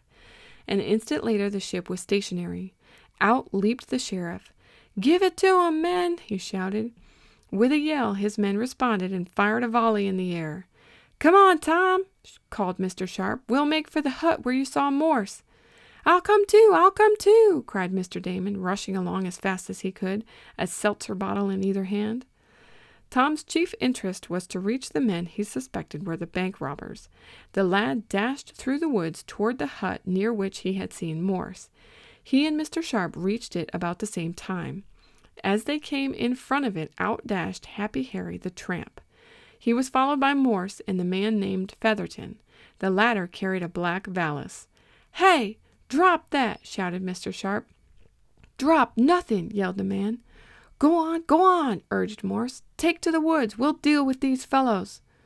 "Oh, you will, eh?" shouted Tom, and remembering his football days, he made a dive between Morse and Happy Harry for the man with the bag, which he guessed contained the stolen money. The lad made a good tackle and grabbed Featherton about the legs. He went down in a heap with Tom on top. Our hero was feeling about for the valise when he felt a stunning blow to the back of his head. He turned over quickly to see Morse in the act of delivering a second kick. Tom grew faint and dimly saw the leader of the gang reach down for the valise. This gave our hero sudden energy. He was not going to lose everything when it was just within his grasp. Conquering by a strong effort his feeling of dizziness, he scrambled to his feet and made a grab for Morse. The latter fended him off, but Tom came savagely back at him, all his fighting blood up. The effects of the cowardly blow were passing off. The lad managed to get one hand on the handle of the bag. "Let go!" cried Morse, and he dealt Tom a blow in the face. It staggered the youth, but he held on grimly and raised his left hand and arm as guard. At the same time he endeavored to twist the valise loose from Morse's hold. The man raised his foot to kick Tom, but at that moment there was a curious hissing sound, and a stream of frothy liquid shot over the lad's head right into the face of the man, blinding him. "Ha! Take that, and more of it!" shouted Mr. Damon, and a second stream of seltzer squirted into the face of Morse. With a yell of rage, he let go his hold of the satchel, and Tom staggered back with it. The lad saw Mr. Damon rushing toward the now disabled leader, playing both bottles of seltzer on him. Then, when all the liquid was gone, the eccentric man began to beat Morse over the head and shoulders with the heavy bottles until the scoundrel begged for mercy. Tom was congratulating himself on his success in getting the bag when Happy Harry, the tramp, rushed at him. "I guess I'll take that," he roared, and wheeling Tom around at the same time striking him full in the face, the ugly man made a grab for the valise. His hand had hardly touched it before he went down like a log, the sound of a powerful blow causing Tom to look up. He saw Mr. Sharp standing over the prostrate tramp who had been cleanly knocked out. "Are you all right, Tom?" asked the balloonist. "Yes, a trifle dizzy, that's all. I've got the money." "Are you sure?" Tom opened the valise. A glance was enough to show that it was stuffed with bills. Happy Harry showed signs of coming to, and Mr. Sharp, with a few turns of a rope he had brought along, soon secured him. Morse was too exhausted to fight more, for the seltzer entering his mouth and nose had deprived him of breath, and he fell an easy prisoner to Mr. Damon. Morse was soon tied up. The other members of the Happy Harry gang had escaped. Meanwhile, the sheriff and his men were having a fight with the crowd of tramps, but as the posse was determined and the criminals mostly of the class known as hobos, the battle was not a very severe one. Several of the sheriff's men were slightly injured, however, and a few of the tramps escaped. "A most successful raid," commented the sheriff, when quiet was restored and a number of prisoners were lined up, all tied securely. "Did you get the money?" "Almost all of it," answered Tom, who, now that Morse and Happy Harry were securely tied, had busied himself with the aid of Mr. Sharp and Mr. Damon in counting the bills. "Only about $2,000 are missing. I think the bank will be glad enough to charge that to profit and loss." "I guess so," added the sheriff. "I'm certainly much obliged to you for the use of your airship. Otherwise the raid wouldn't have been so successful. Well, now we'll get the prisoners to jail." It was necessary to hire rigs from nearby farmers to accomplish this. As for Morse and Happy Harry, they were placed in the airship and, under guard of the sheriff and 2 deputies, were taken to the county seat. The criminals were too dazed over the rough treatment they had received and over their sudden capture to notice the fact of riding through the air to jail. "Now for home!" cried Tom when the prisoners had been disposed of. "Home to clear our names and take this money to the bank." "And receive the reward," added Mr. Sharp with a smile. "Don't forget that." "Oh, yes, and I'll see that you get a share too, Mr. Durkin," Tom went on. "Only for your aid. We never would have gotten these men and the money." "Oh, I guess we're about even on that score," responded the official. "I'm glad to break up that gang." The next morning Tom and his friends started for home in the Red Cloud. They took with them evidence as to the guilt of the 2 men, Morse and Happy Harry. The men confessed that they and their pals had robbed the Bank of Shopton the night before Tom and his friends sailed on their trip. In fact, that was the object for which the gang hung around Shopton. After securing their booty, they had gone to the camp of the tramps at Shagman, where they hid, hoping they would not be traced. But the words Tom had overheard had been their undoing. The men who arrived at the camp just before the raid were the same ones the young inventor heard talking in the office building.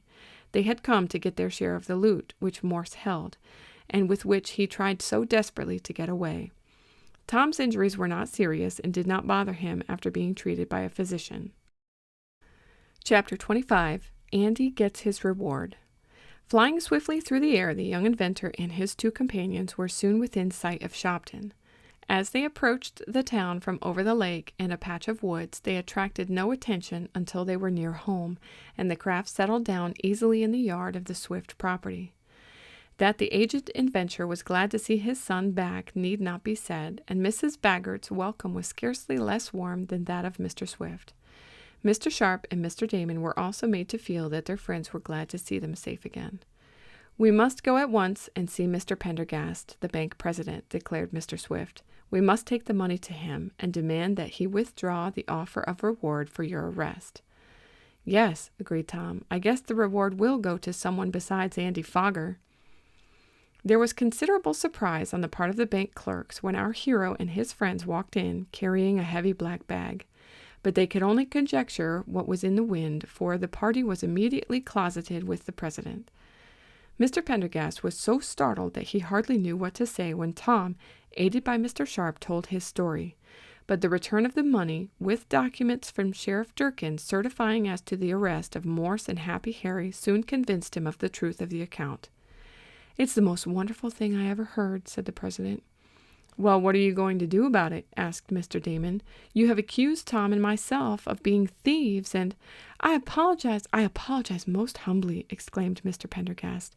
"I also—" "What about the reward?" went on Mr. Damon. "Bless my banknotes, I don't want any of it, for I have enough, but I think Tom and Mr. Sharp and the sheriff are entitled to it." "Certainly," said the president, "certainly. It will be paid at once. I will call a meeting of the directors. In fact, they are all in the bank now, save Mr. Fogger, and I can reach him by telephone. If you will just rest yourselves in that room there, I will summon you before the board when it convenes, and be most happy to pay over the $5,000 reward. It is the most wonderful thing I ever heard of, most wonderful." In a room adjoining that of the president, Tom, his father, and Mr. Damon waited for the directors to meet. Mr. Fogger could be heard entering a little later. "What's this I hear, Pendergast?" he cried, rubbing his hands. "The bank robbers captured, eh? Well, that's good news. Of course we'll pay the reward. I always knew my boy was a smart lad. $5,000 will be a tidy sum for him. Of course his chum, Sam Snedeker, is entitled to some, but not much. So they've caught Tom Swift and that rascally Damon, eh? I always knew he was a scoundrel, putting money in here as a blind." Mr. Damon heard and shook his fist. "I'll make him suffer for that," he whispered.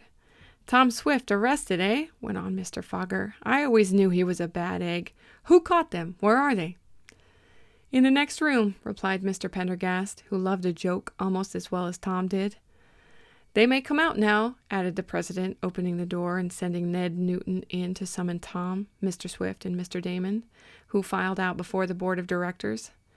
"Gentlemen," began the president, "I have the pleasure of presenting to you Mr. Thomas Swift, Mr. Barton Swift, and Mr. Wakefield Damon. I also have the honor to announce that Mr. Thomas Swift and Mr. Damon have been instrumental in capturing the burglars who recently robbed our bank, and I am happy to add that young Mr. Swift and Mr. Wakefield Damon have, this morning, brought to me all but a small part of the money stolen from us, which money they succeeded, after a desperate fight—" "A fight partly with seltzer bottles," interrupted Mr. Damon proudly. "Don't forget them." "Partly with seltzer bottles," conceded the president with a smile. "After a fight, they succeeded in getting the money back. Here it is, and I now suggest that we pay the reward we promised." "What? Reward? Pay them? The money back? Isn't my son to receive the $5,000 for informing as to the identity of the thief? Isn't he?" demanded Mr. Fogger, almost suffocating from his astonishment at the unexpected announcement. "Hardly," answered Mr. Pendergast dryly. "Your son's information happened to be very wrong. The tools he saw Tom have in the bag were airship tools, not burglars, and the same gang that once robbed Mr. Swift robbed our bank. Tom Swift captured them and is entitled to the reward. It will be necessary for us directors to make up the sum personally, and I, for one, am very glad to do so." "So am I," came in a chorus from the others seated at the table. "But, I understood that my son—" stammered Mr. Fogger, who did not at all relish having to see his son lose the reward. "It was all a mistake about your son," commented Mr. Pendergast. "Gentlemen, is it your desire that I write out a check for young Swift?" They all voted in the affirmative, even Mr. Fogger being obliged to do so, much against his wishes. He was a very much chagrined man when the directors' meeting broke up. Word was sent at once by telegraph to all the cities where reward posters had been displayed, recalling the offer and stating that Tom Swift and Mr. Damon were cleared. Mr. Sharp had never been really accused. "Well, let's go home," suggested Tom when he had the $5,000 check in his pocket. "I want another ride in the Red Cloud as soon as it's repaired." "So do I," declared Mr. Damon. The eccentric man and Mr. Swift walked on ahead, and Tom strolled down toward the dock, for he thought he would take a short trip in his motorboat. He was near the lake, not having met many persons, when he saw a figure running up from the water. He knew who it was in an instant: Andy Fogger. As for the bully, at the sight of Tom he hesitated, then came boldly on. Evidently he had not heard of our hero's arrival. "Ha!" exclaimed the red-haired lad. "I've been looking for you. The police want you, Tom Swift." "Oh, do they?" asked the young inventor gently. "Yes, for robbery. I'm going to get the reward, too. You thought you were smart, but I saw those burglar tools in your valise. I sent the police after you. So you've come back, eh? I'm going to tell Chief Simonson. You wait." "Yes," answered Tom, "I'll wait. So the police want me, do they?" "That's what they do," snarled Andy. "I told you I'd get even with you, and I've done it."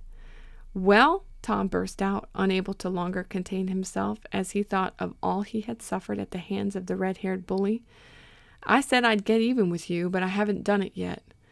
I'm going to now. Take off your coat, Andy. You and I are going to have a little argument." "Don't you dare lay a finger on me!" blustered the squint-eyed one. Tom peeled off his coat.